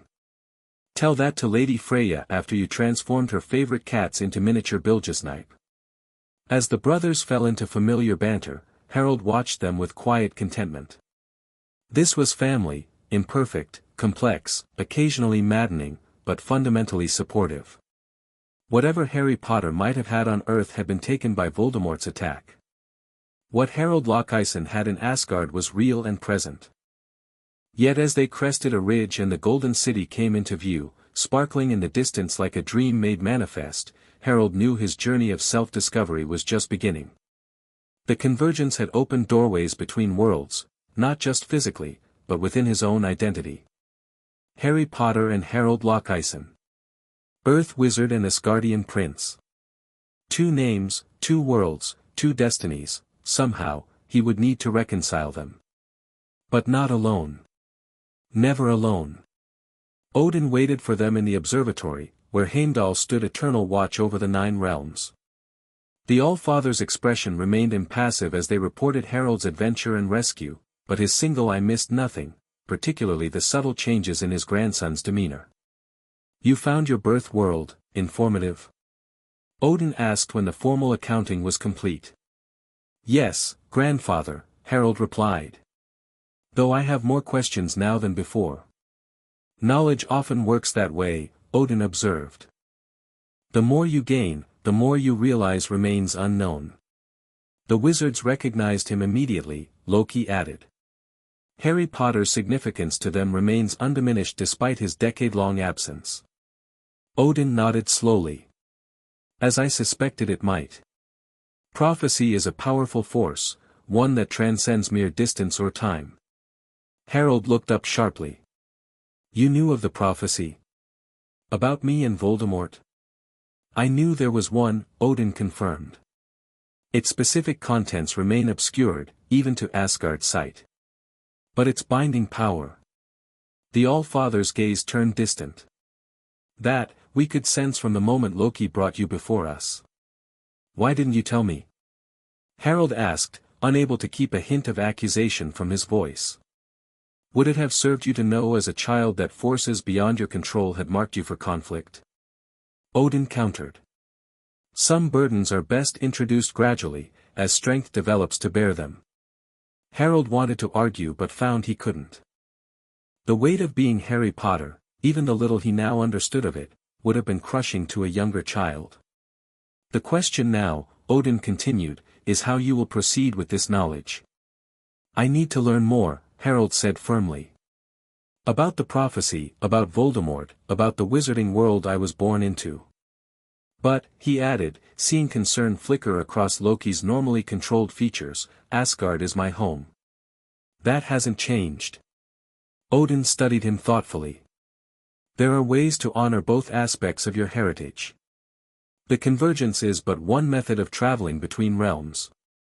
The Bifrost, Thor began enthusiastically, is not appropriately precise for reaching specific locations within Midgard, Odin interrupted. Particularly those hidden by magical protection. There are other paths, Loki said quietly. Ways between worlds that few know. Odin's eye fixed on his younger son. Indeed. Paths you have walked before. A silent communication seemed to pass between them, acknowledgement of Loki's shadowed skills, permission granted for their use in this specific circumstance. When the time is right, Odin declared, Harold may explore his Midgardian heritage more thoroughly. But first, he must complete his current studies and training. Earth's magical conflict has waited a decade, it can wait a while longer. Though phrased as a decree, Harold heard the underlying concern in his grandfather's voice. Odin, for all his stern demeanor, was protecting him, giving him time to prepare before facing whatever destiny awaited Harry Potter. I understand, All-Father, Harold said formally, bowing his head in acceptance. Good. Odin's expression softened slightly. Now, I believe your grandmother has been quite concerned. Perhaps you should reassure her of your safe return before she rearranges the palace guards for failing to prevent your interdimensional excursion. Harold grinned, recognizing the dismissal. Yes, grandfather. As he left the observatory, he heard Odin addressing Loki and Thor in more serious tones, no doubt discussing the implications of Earth's wizards discovering his whereabouts. That conversation would continue without him, decisions made by powers greater than himself. For now, at least. But Harold was growing older, stronger, more capable each year. The time would come when his voice would carry equal weight in determining his future. Until then, he would learn. About Asgardian magic and earth wizardry. About cosmic convergences and prophecies. About being both Harold Lockison and Harry Potter. About becoming the person he was meant to be, bridging worlds that had never before been connected. Albus Dumbledore sat in his tower office, reading Lucius Malfoy's reluctant report with an expression of profound interest. Across from him, Minerva McGonagall waited with uncharacteristic impatience. Well, she finally demanded. Is it true? Was it really Potter? It would appear so, Dumbledore confirmed, setting aside the parchment. Harry Potter, alive and well, and apparently being raised as royalty in Asgard. McGonagall's breath escaped in a rush. Asgard. All this time, we thought, but Asgard.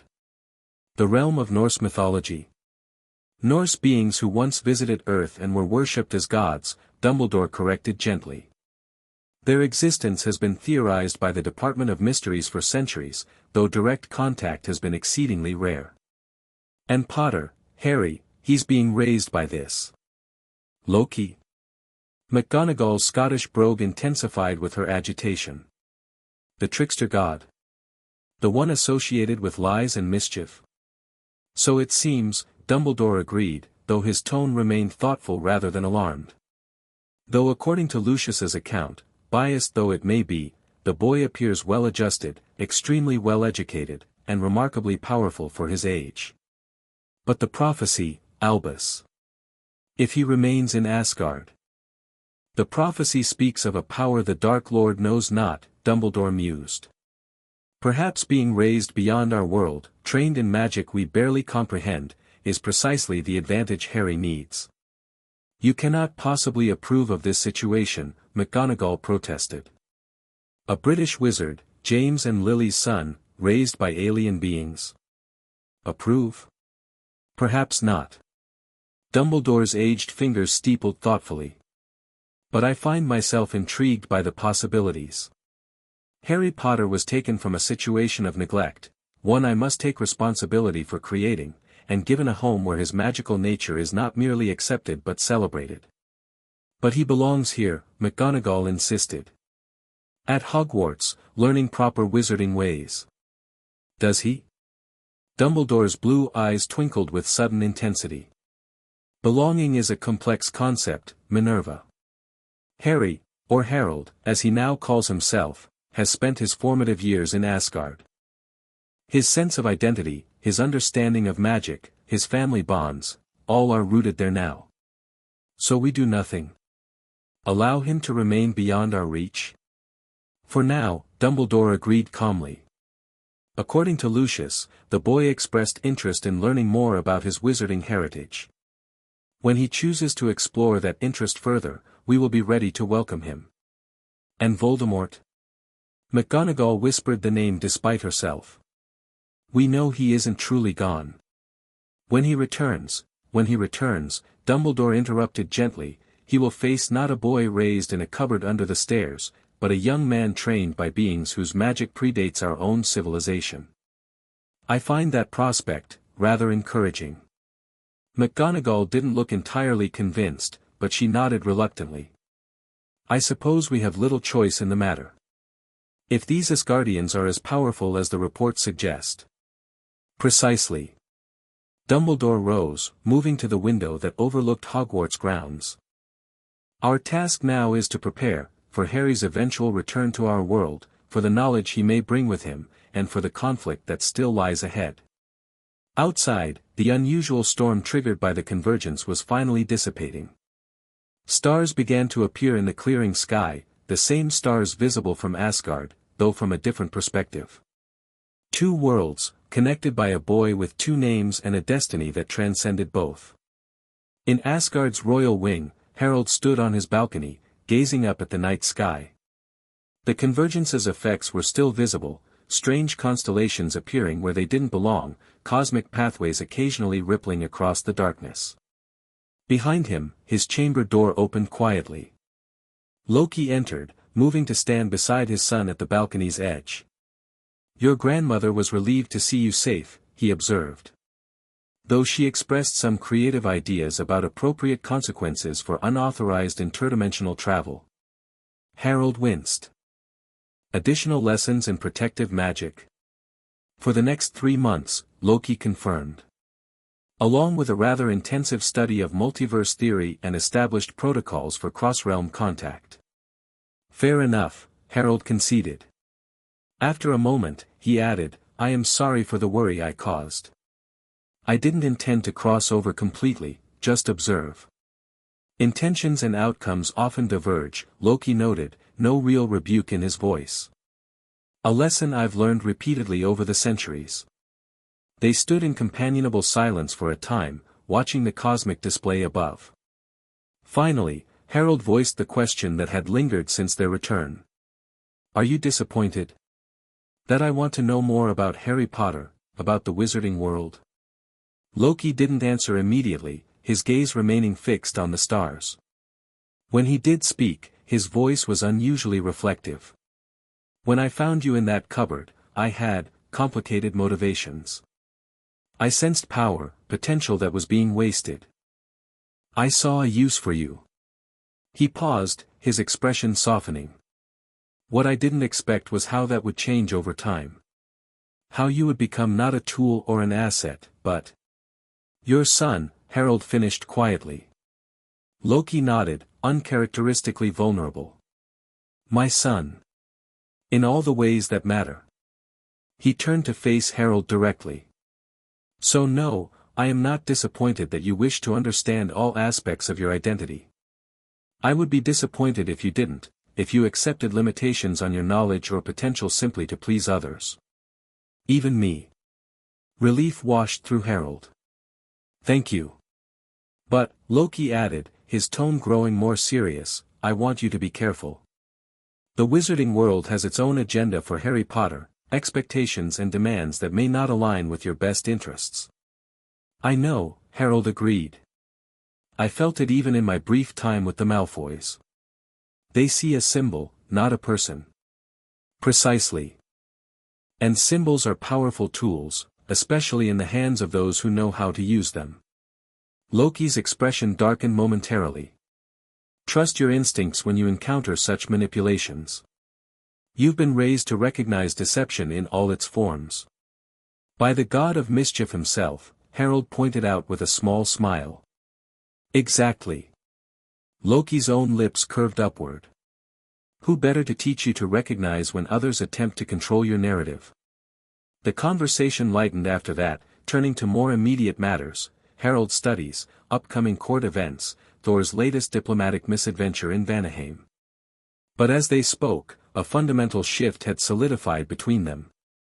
Harold was growing up, his identity expanding to encompass both the Asgardian prince he had been raised to be and the earth wizard he had been born as. Loki, rather than resisting this evolution, was supporting it, albeit with appropriate caution and guidance. Later, alone once more, Harold returned to his astronomical observations. The convergence continued its cosmic dance, worlds drawing near only to separate again as the alignment passed. But connections had been formed that would remain long after the celestial event ended. Somewhere on Earth, the wizarding world now knew that Harry Potter lived, not as they had imagined, but as Harold Lockison, Prince of Asgard and son of the god of mischief. That knowledge would spread, plans would form, expectations would build. When the time came to face that world again, Harold would be ready. Not as the scared child from the cupboard under the stairs. Not as the bewildered boy Loki had first brought to Asgard. But as someone new, a bridge between worlds, with the wisdom and power of both. Above him, the stars of 9 realms blazed with possibility.